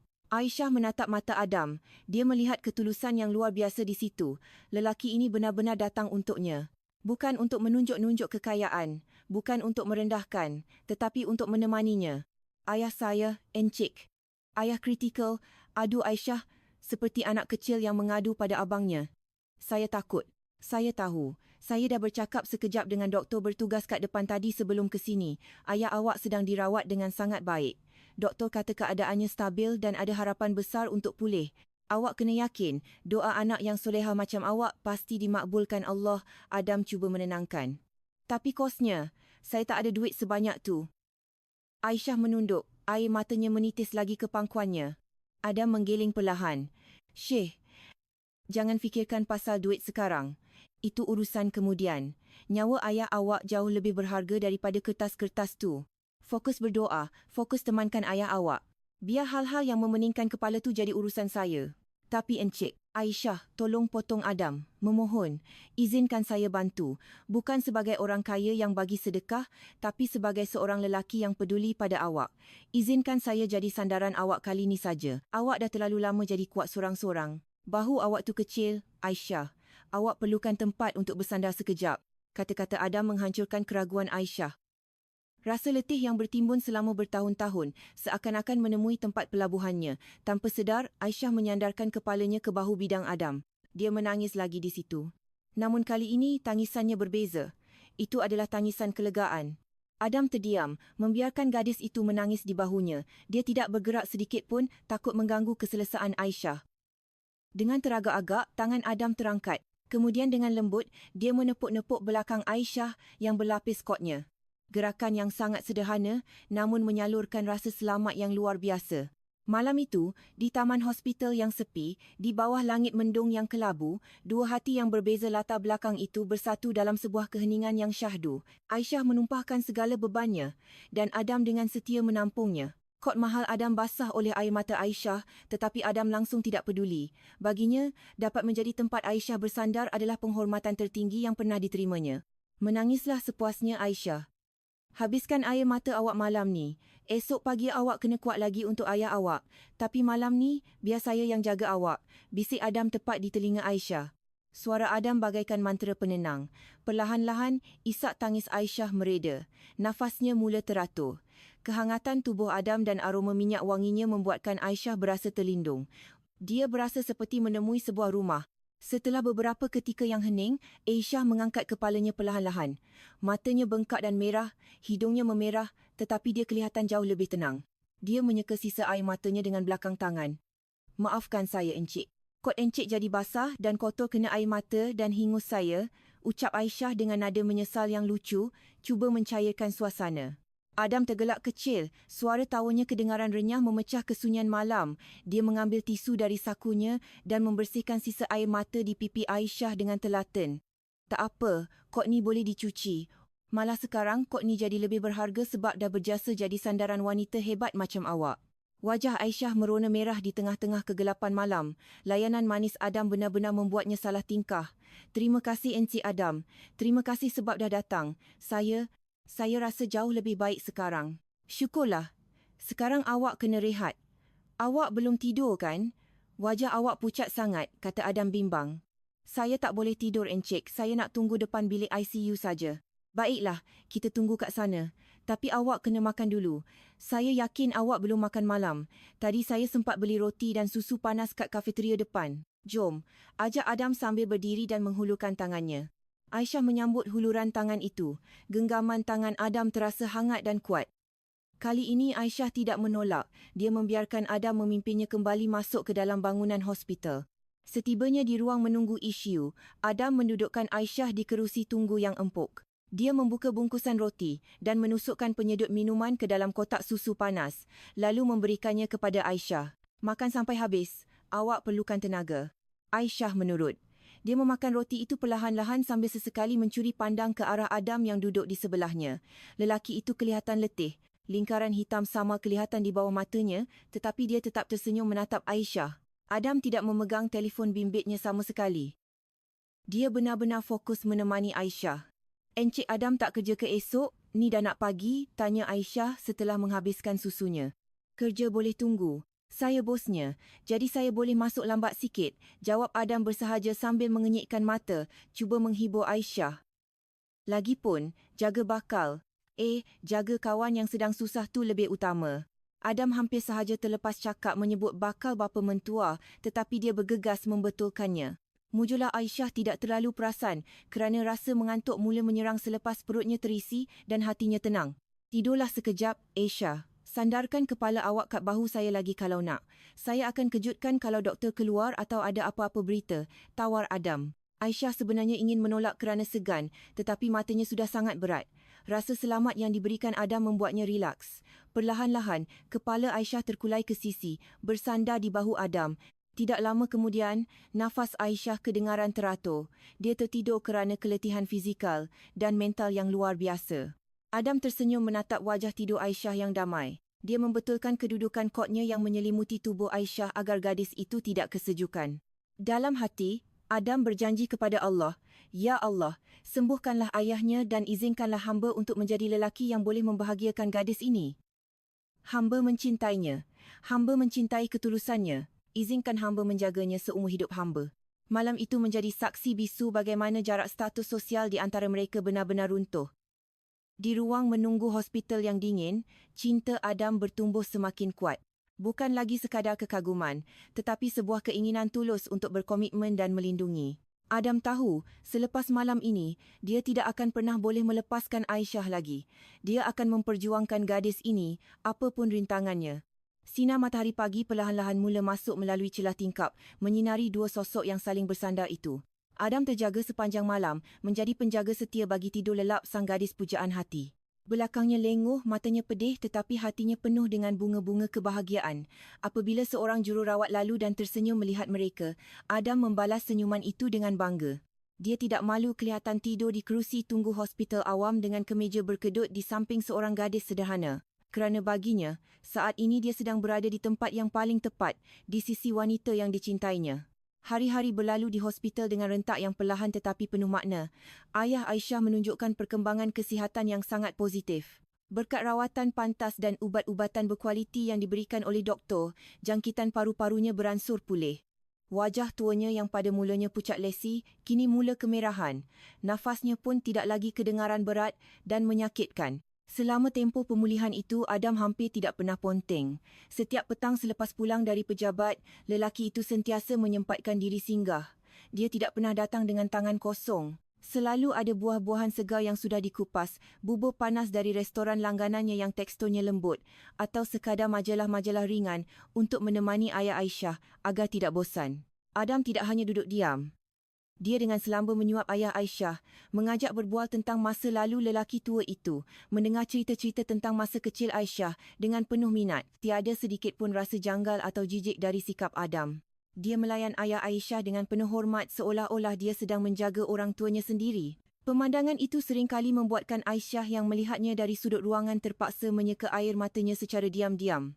Dia tidak pernah menyangka bahawa seorang CEO yang terbiasa memimpin ribuan pekerja itu boleh begitu telaten mengelap sisa makanan di sudut bibir seorang bekas pengutip barangan. Ayah Aisyah yang bernama Pak Rahmat pun sangat menyukai Adam. Beliau tidak tahu menahu tentang status sosial Adam yang menjulang tinggi. Di mata Pak Rahmat, Adam hanyalah seorang pemuda yang santun, kawan Aisyah yang sangat baik hati. Anak Adam ni kerja apa? Kemas je selalu datang sini, tanya Pak Rahmat suatu petang dengan suara seraknya yang mula pulih. Aisyah sempat tegang mendengar soalan itu. Dia takut ayahnya akan berasa rendah diri jika tahu siapa Adam sebenarnya. Namun Adam menjawab dengan santai sambil tersenyum lebar. Saya kuli juga Pak Cik. Cuma bezanya saya kuli dalam bangunan, uruskan kertas-kertas. Sama saja penatnya dengan kerja lain, jawab Adam merendah diri. Jawapan itu membuatkan Pak Rahmat tertawa senang. Wah, bagus tu. Yang penting halal ya nak. Jangan lupa solat walaupun sibuk kerja. Baik Pak Cik. Nasihat Pak Cik selalu saya ingat, balas Adam sopan. Aisyah menatap interaksi itu dengan hati yang menghangat. Adam benar-benar pandai membawa diri. Dia menghapuskan jarak status sosial itu dengan sangat semula jadi, membuatkan sesiapa sahaja berasa selesa di dekatnya. Tibalah hari di mana Pak Rahmat dibenarkan pulang. Ini adalah saat yang paling ditunggu-tunggu, sekaligus saat yang paling dibimbangi oleh Aisyah, masalah pentadbiran. Walaupun Adam pernah berpesan untuk tidak memikirkannya, Aisyah tetap berasa bertanggungjawab. Dia secara diam-diam pergi ke bahagian kaunter dengan membawa baki wang simpanannya dan cincin emas peninggalan ibunya yang sudah diniatkan untuk dijual di kedai pajak gadai berdekatan hospital. Dengan langkah ragu-ragu, Aisyah mendekati kaunter pembayaran. Assalamualaikum Kak. Saya nak uruskan pentadbiran pesakit nama Encik Rahmat di katil 305, ucap Aisyah sopan kepada petugas pentadbiran. Petugas itu menaik sesuatu di komputernya lalu tersenyum ramah kepada Aisyah. Atas nama Encik Rahmat ya dek. Sekejap saya semak. Oh, ini statusnya dah lunas dek. Semua kos rawatan, ubat-ubatan dan kos wad dah diselesaikan semalam petang. Aisyah terbelalak kaget. Lunas? Tapi saya belum bayar apa-apa Kak. Siapa yang bayarkan? Di sini tertulis penanggungjawabnya atas nama Encik Adam Zulkifli. Beliau dah lunaskan semuanya secara tunai. Malah deposit untuk temu janji susulan minggu depan pun dah dibayarkan. Jelas petugas itu. Lutut Aisyah terasa lemah. Dia berpaut pada tepi kaunter. Adam lagi, selalu Adam. Lelaki itu benar-benar menepati janjinya untuk menguruskan segalanya. Perasaan Aisyah bercampur bau. Ada rasa lega yang luar biasa kerana ayahnya boleh pulang tanpa masalah. Tetapi ada juga rasa terhutang budi yang semakin menimbun tinggi, bagaimana dia boleh membalas semua kebaikan ini seumur hidupnya. Aisyah berjalan perlahan kembali ke wad. Di sana Adam sedang membantu Pak Rahmat memasukkan baju-baju kotor ke dalam beg plastik. Adam menoleh dan tersenyum melihat kedatangan Aisyah. Dah beres semua Aisyah? Kereta untuk jemaah. Saya minta pemandu pejabat hantarkan ayah balik supaya lebih selesa, kata Adam ceria. Aisyah menatap Adam dengan mata berkaca-kaca. Encik Adam, kenapa Encik lunaskan semuanya? Jumlahnya mesti besar sangat. Saya jadi tak tahu nak cakap apa. Adam mendekat, merendahkan suaranya agar tidak didengari oleh Pak Rahmat yang sedang sibuk menyikat rambut.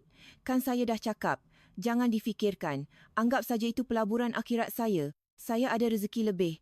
Dan Allah titipkannya untuk bantu ayah awak. Kalau awak rasa tak sedap hati, bayarlah dengan doa. Doakan saya sihat. Doakan kerja saya lancar. Itu dah lebih dari cukup bagi saya. Tapi Encik, sudah. Jangan bincang lagi. Ayah dah sedia nak balik. Jom kita fokus buat ayah gembira. Potong Adam lembut tetapi tegas. Perjalanan pulang ke rumah papan mereka terasa sangat selesa dengan kereta MPV mewah yang dihantar Adam. Setibanya di rumah, para jiran menyambut kepulangan Pak Rahmat dengan sukacita. Adam tidak boleh berlama-lama di situ kerana terpaksa kembali ke pejabat untuk satu mesyuarat tergempar. Namun dia berjanji akan singgah lagi nanti malam atau esok. Setelah memastikan ayahnya berehat dengan selesa di atas tilam busa baru yang ternyata juga dibeli secara diam-diam oleh Adam semasa mereka di hospital dan dihantar melalui kurier, Aisyah duduk termenung di beranda. Dia menatap kasut kelabu pemberian Adam yang tersusun kemas di rak. Tekad Aisyah semakin bulat. Dia tidak boleh terlena. Dia harus bekerja lebih keras. Dia tidak boleh membayar dengan wang, tetapi dia boleh membuktikan bahawa bantuan Adam tidak sia-sia. Dia akan bangkit. Dia akan berjuang agar hidupnya dan ayahnya lebih baik. Petang itu juga, selepas menitipkan ayahnya kepada jiran sebelah, Aisyah kembali menarik trolinya. Semangatnya membara. Dia menyusuri jalanan kota yang mula sibuk dengan orang ramai pulang dari kerja. Kakinya melangkah pantas. Matanya tajam melihat setiap botol plastik atau kotak yang boleh ditukar menjadi wang. Hari sudah mula gelap apabila Aisyah sampai di sebuah tanjakan yang agak curam di kawasan perumahan elit. Trolinya hari ini penuh muatan. Kotak-kotak bekas peti sejuk dan mesin basuh yang ditemuinya di sebuah kedai perabot memberikannya rezeki nomplok, tetapi akibatnya, beban troli menjadi 2 kali ganda lebih berat. Nafas Aisyah tercungap-cungap, peluh bercucuran membasahi seluruh tubuhnya. Dia mengerahkan seluruh tenaganya untuk menolak troli itu menaiki tanjakan.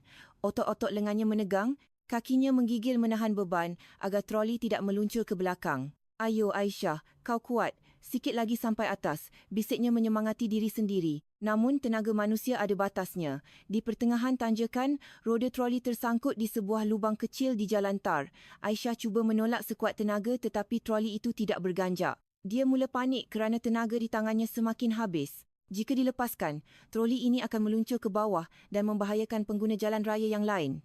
Tiba-tiba, dia merasakan beban troli itu menjadi ringan, sangat ringan, seolah-olah ada kekuatan besar yang menolaknya dari belakang. Aisyah menoleh, terkejut. Di situ, di belakang troli kitar semulanya yang kotor dan berbau, berdiri Adam. Lelaki itu masih mengenakan kemeja kerjanya, tetapi kotnya sudah tiada dan lengan kemejanya digulung tinggi hingga ke bahu. Wajahnya merah padam kerana mengerahkan tenaga. Urat-urat di lengannya timbul semasa dia menolak troli itu dengan kuat. "Ayi. 1, 2, 3. Tolak." "Aisyah," teriak Adam, memberi arahan. Aisyah yang tersedar dari keterkejutannya terus ikut menolak. Dengan gabungan tenaga mereka berdua, troli yang tersangkut itu berjaya keluar dari lubang dan meluncur lancar menaiki baki tanjakan sehingga sampai di jalan yang rata. Setibanya di tempat rata, mereka berdua berhenti. Nafas mereka sama-sama tercungap-cungap. Adam membongkok, memegang lututnya, mengatur nafas sambil tergelak kecil. Peluh menitis dari pelipisnya. Kemeja putih mahalnya kotor terkena debu troli. Malah ada tumpuk hitam bekas gris di bahagian perutnya. Aisyah menatap Adam dengan pandangan ngeri bercampur takjub. "Encik Adam, ya Allah, baju encik kotor semua," pekik Aisyah cemas. Dia bergegas mengambil tisu dari begnya dan cuba membersihkan kotoran di kemeja Adam. Tetapi Adam menepis tangannya perlahan sambil masih tertawa. "Tak apa Aisyah, ini cuma kotor sikit, basuh nanti hilanglah," kata Adam bersahaja. Dia menegakkan tubuhnya menyeka peluh di dahinya dengan belakang tangan. "Tapi, encik buat apa kat sini? Dan kenapa encik tolak troli saya?" "Kotor, encik, bau." "Tangan encik," Aisyah menunjuk tangan Adam yang kini berdebu dan agak hitam. Tangan seorang CEO yang biasanya hanya memegang pen emas, kini kotor oleh daki pemegang troli kitar semula. Adam melihat kedua-dua telapak tangannya. Dia tersenyum, seolah-olah bangga dengan kotoran itu. "Kenapa pula? Tangan ni masih tangan manusia. Aisyah, bukan tangan putera raja yang tak boleh kena habuk," jawab Adam tenang. Dia menatap Aisyah lekat-lekat. "Tadi saya kebetulan lalu nak ke rumah awak. Lepas tu nampak awak susah kat tanjakan. Takkan saya nak diam je tengok kawan saya susah. Tapi, encik, ramai orang tengok tadi. Nanti encik disangka pengutip barang juga. Encik tak malu ke?" tanya Aisyah lirih. Dia melihat beberapa penunggang motosikal yang lalu memang sempat menoleh hairan melihat seorang lelaki berpakaian kemas menolak troli kita semula. Adam melangkah mendekat, mengikis jarak di antara mereka. Dia menatap mata Aisyah dengan sorotan yang sangat serius, menghapuskan segala keraguan di situ. Dengar sini baik-baik, Aisyah. Saya tak pernah peduli apa kata orang. Yang saya pedulikan adalah awak. Saya nampak awak berjuang sorang-sorang dan hati saya sakit. Saya nak ada di situ, bantu awak, ringankan beban awak. Kalau untuk itu saya kena kotor, kena bau, kena dianggap pengutip barang, saya tak peduli langsung. Bagi saya, peluh awak yang menitis demi ayah awak tu jauh lebih mulia daripada minyak wangi mahal rakan-rakan saya. Aisyah terpaku. Angin malam berhembus perlahan meniup hujung tudungnya. Kata-kata Adam menembus terus ke jantungnya, meruntuhkan tembok rendah diri yang selama ini dibinanya. Kenapa? Kenapa Encik buat semua ni? Tangan Encik terlalu halus untuk pegang besi troli ni? Tanya Aisyah lirih, matanya mula basah. Adam tersenyum tipis, senyuman yang sangat menenangkan. Dia mencapai tangan Aisyah yang kasar, menggenggamnya erat tanpa rasa jijik. Sebab tangan ni nak belajar bekerja keras macam awak. Tangan ni nak rasa apa yang awak rasa setiap hari. Rasa sakitnya, rasa penatnya, rasa beratnya. Saya tak nak hanya duduk di Menara Gading sambil tengok awak dari jauh. Saya nak turun berjalan di sebelah awak, merasa debu yang sama dengan awak. Adam mengeratkan genggamannya. Dan tolong, berhenti panggil saya Encik. Panggil saya Adam atau Abang Adam. Sebab di hadapan awak, saya bukan bos, saya bukan orang kaya. Saya cuma seorang lelaki biasa yang sedang berusaha memenangi hati awak. Air mata Aisyah menitis jatuh ke pipi. Kali ini bukan air mata sedih, tetapi air mata bahagia yang membuncah. Dia merasakan ketulusan yang murni dari lelaki di hadapannya. Jarak status sosial yang selama ini membentang luas seolah-olah terhapus seketika oleh genggaman tangan Adam yang hangat dan kotor oleh debu jalanan. Abang Adam. Bisik Aisyah perlahan, mencuba panggilan baru itu, terasa janggal tetapi manis. Adam tersenyum lebar mendengar panggilan itu. Nah, itu kedengaran jauh lebih indah. Jom kita balik. Ayah mesti dah tunggu. Biar abang yang tolak troli sampai rumah. Jangan bang. Berat, tolak Aisyah. Siapa kata? Abang ni selalu bersenam kat gym tau. Angkat berat 100 kilo pun lepas. Takkan tolak troli bakal. Troli kawan tak kuat. Usik Adam sambil mengambil alih kedudukan di pemegang troli. Aisyah tergelak kecil melihat telatah Adam. Akhirnya dia membiarkan Adam menolak troli itu. Aisyah berjalan di sebelahnya, sesekali membantu menunjukkan jalan. Malam itu menjadi pemandangan yang tidak biasa di jalanan pinggir kota. Seorang lelaki kacak berkemeja mahal yang kotor menolak troli kitar semula dengan penuh semangat, diiringi oleh seorang gadis bertudung lusuh yang berjalan di sisinya dengan wajah berbinar. Mereka berbual sepanjang jalan, tertawa lepas menertawakan hal-hal kecil, tidak menghiraukan pandangan heran orang yang lalu lalang. Adam berasa sangat bahagia. Menolak troli itu memang berat secara fizikal, bahunya terasa sengal, tetapi hatinya terasa sangat ringan. Dia menyedari bahawa kebahagiaan sejati bukanlah semasa dia duduk di kerusi empuk pejabatnya, tetapi semasa dia boleh berkongsi beban dengan orang yang disayanginya. Dia belajar bahawa cinta bukan hanya tentang memberi hadiah mewah, tetapi tentang kerelaan untuk merendahkan hati dan menyamakan langkah. Setibanya di hadapan lorong rumah Aisyah, Adam meletakkan troli itu dengan kemas. Dia menyeka peluhnya yang bercucuran. Boleh tahan juga senamannya. Lepas ni abang tak payah pergi gym lagi, cukup tolong Aisyah je. Gurau Adam dengan nafas masih agak termengah-mengah. Aisyah segera menghulurkan botol airnya yang berisi air kosong. Minum dulu bang. Maaf ya, air kosong je. Adam menerima botol itu dan meneguknya sehingga habis. Segar. Terima kasih, Aisyah. Mereka berdiri berhadapan di bawah lampu jalan yang samar-samar. Suasana hening sejenak namun penuh makna. Tatapan Adam begitu dalam menatap wajah Aisyah. Terima kasih untuk hari ini Abang Adam. Terima kasih sebab dah hapuskan jarak antara kita. Saya tak pernah rasa dihargai setinggi ini oleh sesiapa pun, ucap Aisyah tulus. Awak layak dapat lebih dari ni Aisyah. Awak permata yang tersembunyi. Jangan pernah rasa rendah diri lagi ya. Di mata saya, awak setara, bahkan mungkin lebih tinggi darjatnya kerana ketulusan hati awak, jawab Adam lembut. Adam melihat jam tangannya. Dah malam. Masuklah, rehat. Sampaikan salam pada ayah. Esok petang abang jemput Aisyah, ya? Jemput? Nak ke mana bang? Tanya Aisyah hairan. Adalah rahsia. Pokoknya, pakai baju yang selesa dan cantik sikit. Abang nak ajak Aisyah ke satu tempat. Tempat di mana kita boleh bercakap lebih serius tanpa gangguan bunyi hon, kata Adam sambil mengenyitkan sebelah matanya, penuh misteri. Aisyah mengangguk perlahan. Jantungnya berdebar kencang membayangkan kejutan apa lagi yang akan diberikan Adam. Baik bang. Hati-hati di jalan. Assalamualaikum Aisyah. Waalaikumsalam Abang Adam. Adam berjalan menuju ke keretanya yang diletakkan agak jauh dengan langkah tegap dan senyuman yang tidak luntur. Malam ini, dia telah berjaya meruntuhkan tembok terakhir yang menghalangi hatinya dan hati Aisyah. Dia telah membuktikan bahawa cinta tidak memandang kasta. Dan esok dia bertekad untuk merasmikan perasaan yang sudah membuncah di dadanya ini. Dia sudah tidak sabar menunggu hari esok tiba. Sementara itu, Aisyah masuk ke dalam rumah dengan hati berbunga-bunga. Dia menatap tangannya yang tadi digenggam Adam.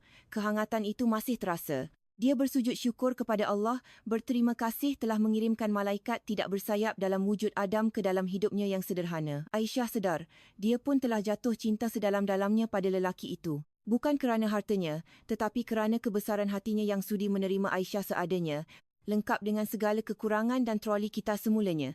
Petang itu, suasana di rumah papan kecil Aisyah terasa berbeza dari biasa. Matahari belum sepenuhnya terbenam, namun Aisyah sudah sibuk di hadapan cermin kecil yang letak di sudut biliknya. Dia membelek-belek dirinya, mengemaskan tudung bawal berwarna merah jambu lembut yang baru sahaja digosoknya dengan sangat berhati-hati.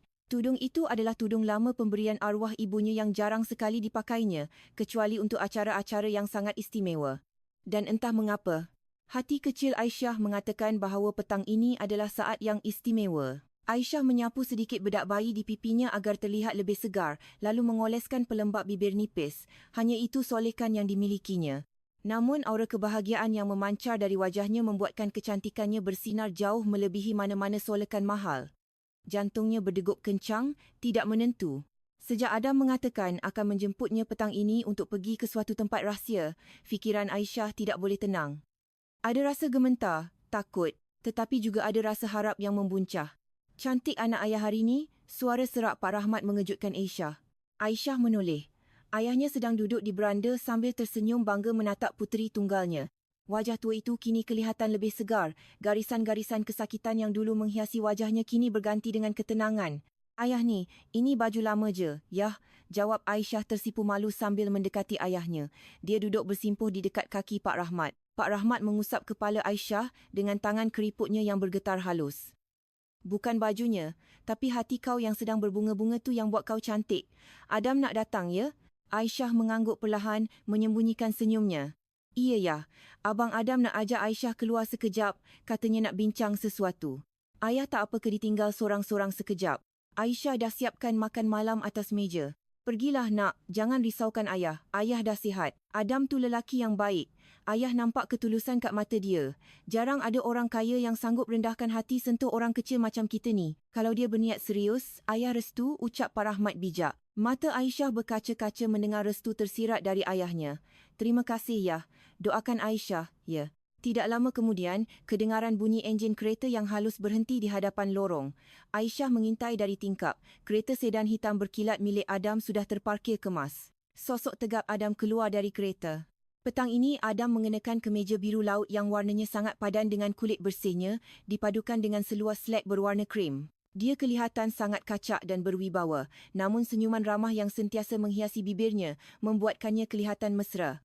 Aisyah bergegas membukakan pintu. Assalamualaikum Aisyah, sapa Adam lembut. Matanya sedikit melebar saat melihat penampilan Aisyah. Masya Allah, awak nampak lain hari ni. Waalaikumsalam, Abang Adam. Abang ni? Biasa jelah, elak Aisyah malu-malu. Adam masuk sebentar untuk berpamitan kepada Pak Rahmat. Dia menyalami dan mencium tangan Pak Rahmat dengan takzim, meminta izin untuk membawa puterinya keluar sebentar. Setelah mendapat izin dan nasihat ringkas dari Pak Rahmat, mereka berdua pun berangkat. Di dalam kereta, suasana terasa hening tetapi selesa. Pendingin hawa yang sejuk dan alunan muzik instrumental piano yang lembut menemani perjalanan mereka. Adam memandu dengan santai, sesekali mengeling Aisyah yang duduk diam memandang jalanan melalui tingkap. Kita nak ke mana ni bang? Tanya Aisyah akhirnya, memecah kesunyian kerana rasa ingin tahunya sudah tidak terbendung. Adam tersenyum penuh misteri tanpa menoleh. Ke tempat kegemaran abang. Tempat abang selalu cari ketenangan kalau kepala tengah pening fikirkan kerja. Aisyah mesti suka. Kereta Adam meluncur meninggalkan keriuhan pusat kota, mengarah ke kawasan berbukit di pinggir Kuala Lumpur. Jalanan mula mendaki dan berliku. Pemandangan bangunan-bangunan tinggi perlahan-lahan berganti dengan pepohonan hijau yang rimbun. Udara yang masuk melalui celah pendingin hawa terasa lebih segar dan dingin. Setelah hampir sejam perjalanan, kereta Adam membelok memasuki sebuah jalan kecil yang agak tersembunyi, lalu berhenti di sebuah dataran berumput yang luas di atas bukit. Tiada bangunan mewah di situ, hanya ada hamparan rumput hijau, beberapa batang pokok pain besar yang rendang dan sebuah bangku kayu panjang yang menghadap terus ke arah kota di bawah sana. Kita dah sampai, kata Adam sambil mematikan enjin kereta. Aisyah turun dari kereta dan terus terkesima melihat pemandangan di hadapannya. Dari ketinggian ini, dia boleh melihat seluruh kota Kuala Lumpur yang membentang luas. Matahari yang mula terbenam di ufuk barat mencipta gradasi warna langit yang luar biasa indah. Warna jingga, ungu dan merah jambu bercampur menjadi lukisan alam yang memukau. Angin petang berhembus perlahan meniup hujung tudung Aisyah.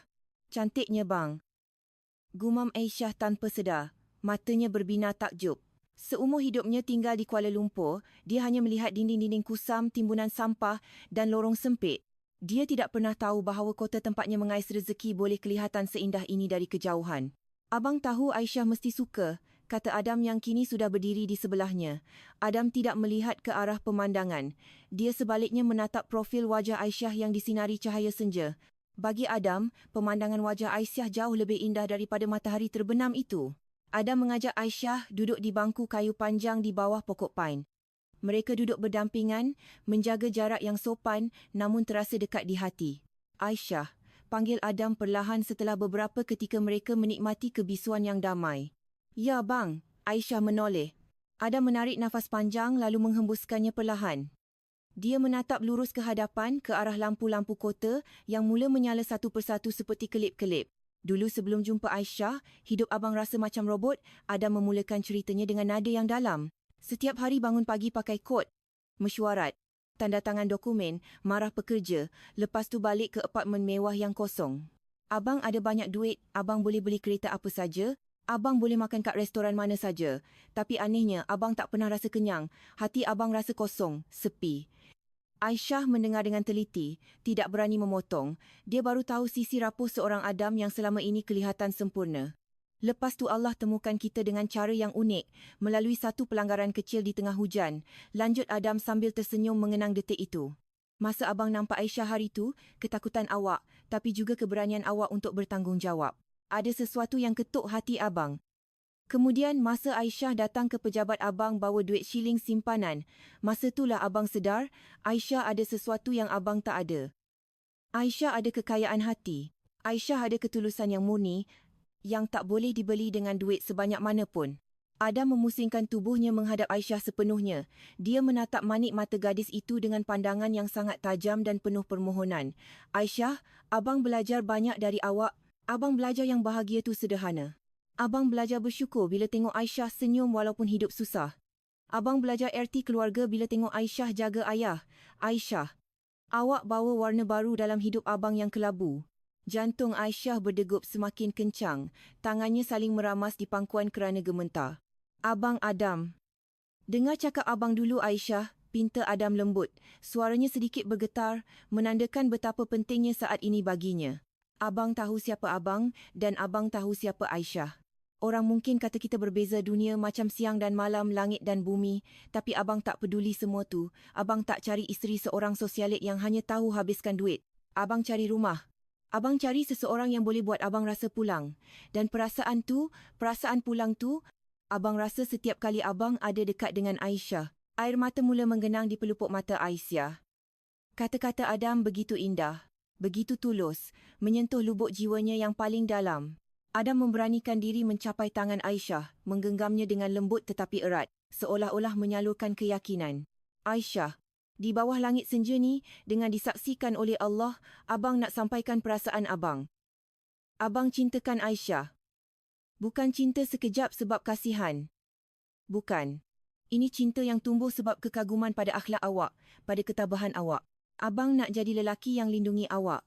Abang nak jadi bahu tempat awak bersandar bila awak penat. Abang nak kita jalani hubungan yang serius, saling mengenali lebih dalam, saling menyokong dan melangkah bersama menuju masa depan yang diredai Allah.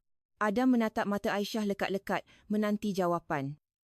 Adakah Aisyah sudi terima seorang lelaki biasa macam abang ni yang masih banyak kekurangan? Sudikah Aisyah berjalan di sebelah abang, bukan di belakang, untuk meniti hari esok bersama? Aisyah tidak dapat membendung air matanya lagi. Butiran jernih itu jatuh membasahi pipinya. Dia menangis bukan kerana sedih, tetapi kerana rasa haru yang membuncah. Dia berasa seperti Cinderella dalam cerita dongeng, tetapi ini nyata. Lelaki di hadapannya ini, yang begitu sempurna di matanya, sebaliknya memohon untuk diterima dengan segala kerendahan hati. Aisyah menunduk sebentar, mengatur nafasnya yang tersedu-sedu, lalu mengangkat wajahnya menatap Adam. Abang Adam. Suara Aisyah parau. Siapalah saya ni, bang? Saya cuma gadis pengutip barang, sekolah tak tinggi. Saya tak tahu adab orang kaya. Saya takut. Saya takut nanti saya malukan abang depan kawan-kawan abang. Saya takut keluarga abang tak boleh terima saya. Jurang antara kita terlalu dalam. Adam menggeleng kuat. Dia menyeka air mata di pipi Aisyah dengan ibu jarinya. Jangan cakap macam tu. Jangan pernah rendahkan diri awak. Kalau ada yang tak boleh terima Aisyah, maknanya mereka tak layak ada dalam hidup kita. Kita yang jalani hidup ni Aisyah, bukan mereka. Dan pasal jurang pemisah tu, kita dah buktikannya kan? Kita dah hapuskannya masa kita tolak troli sama-sama kat tanjakan tu. Tak ada jurang, yang ada hanya dua manusia yang saling mencintai. Bimbing saya ya, bang, ucap Aisyah. Akhirnya sebuah kalimat penerimaan yang sederhana namun penuh makna. Kalau abang Adam betul-betul yakin pilih saya, bimbinglah saya. Ajar saya untuk jadi layak bersanding dengan abang. Sebab jujur, dalam hati ni, nama abang Adam pun dah terukir lama. Sejak abang balut luka, kat tangan saya dulu. Senyuman Adam merekah lebar. Senyuman paling bahagia yang pernah ditunjukkannya. Beban berat di dadanya seketika hilang, digantikan oleh rasa lega yang luar biasa. Alhamdulillah, ucap Adam penuh syukur. Terima kasih Aisyah. Terima kasih sebab percayakan abang. Abang janji, abang tak akan sia-siakan kepercayaan Aisyah. Kita akan belajar sama-sama. Aisyah belajar dari abang dan abang akan terus belajar dari Aisyah tentang kesederhanaan dan rasa syukur. Adam tidak memeluk Aisyah kerana mereka belum halal, namun tatapan matanya memeluk Aisyah dengan sangat hangat. Mereka kembali duduk menghadap ke hadapan, menatap pemandangan kota yang kini sudah berubah menjadi lautan cahaya lampu yang berkelip-kelip. Langit sudah gelap sempurna, menyisakan warna biru pekat. Tengok lampu-lampu tu, Aisyah, tunjuk Adam pada kelipan kota di bawah sana. Dulu abang rasa sorang-sorang kat tengah-tengah keramaian lampu tu. Tapi malam ni, lampu-lampu tu nampak lebih indah sebab abang tahu abang tak sorang-sorang lagi. Ada Aisyah kat sebelah abang. Aisyah tersenyum, menyandarkan kepalanya sedikit ke arah bahu Adam tanpa menyentuhnya, menikmati kedekatan batin mereka. Abang Adam ni, sweet talker juga ya. Adam tertawa renyah. Sikit-sikit tak apa kan, demi bakal masa depan. Mereka tertawa bersama, tawa yang lepas dan ringan di atas bukit yang sunyi itu. Dua hati telah bertaut dalam sebuah komitmen suci. Tiada majlis pertunangan mewah, tiada cincin berlian yang berkilau buat masa ini. Hanya ada janji setia yang diucapkan dengan tulus di bawah saksi langit senja dan angin malam. Adam tahu perjalanan di hadapan mungkin tidak akan mudah. Akan ada cabaran, akan ada perbezaan pendapat. Mungkin juga akan ada pandangan serong dari orang-orang di sekelilingnya tentang status Aisyah. Tetapi Adam tidak takut. Selagi tangan Aisyah berada dalam genggamannya, dia siap menghadapi dunia. Bagi Aisyah, ini adalah permulaan dari babak baru kehidupannya. Dia tidak akan pernah melupakan jati dirinya sebagai gadis yang dibesarkan di jalanan. Namun, kini dia memiliki seseorang yang siap menopangnya. Dia berjanji dalam hati untuk menjadi pendamping terbaik bagi Adam, menjadi rumah yang selesa tempat Adam pulang melepaskan lelah, seperti yang diinginkan lelaki itu. Kita balik jom. Kesian ayah sorang-sorang lama sangat, ajak Adam setelah angin malam mula terasa semakin dingin menusuk kulit. Jom bang, jawab Aisyah. Mereka bangkit berdiri.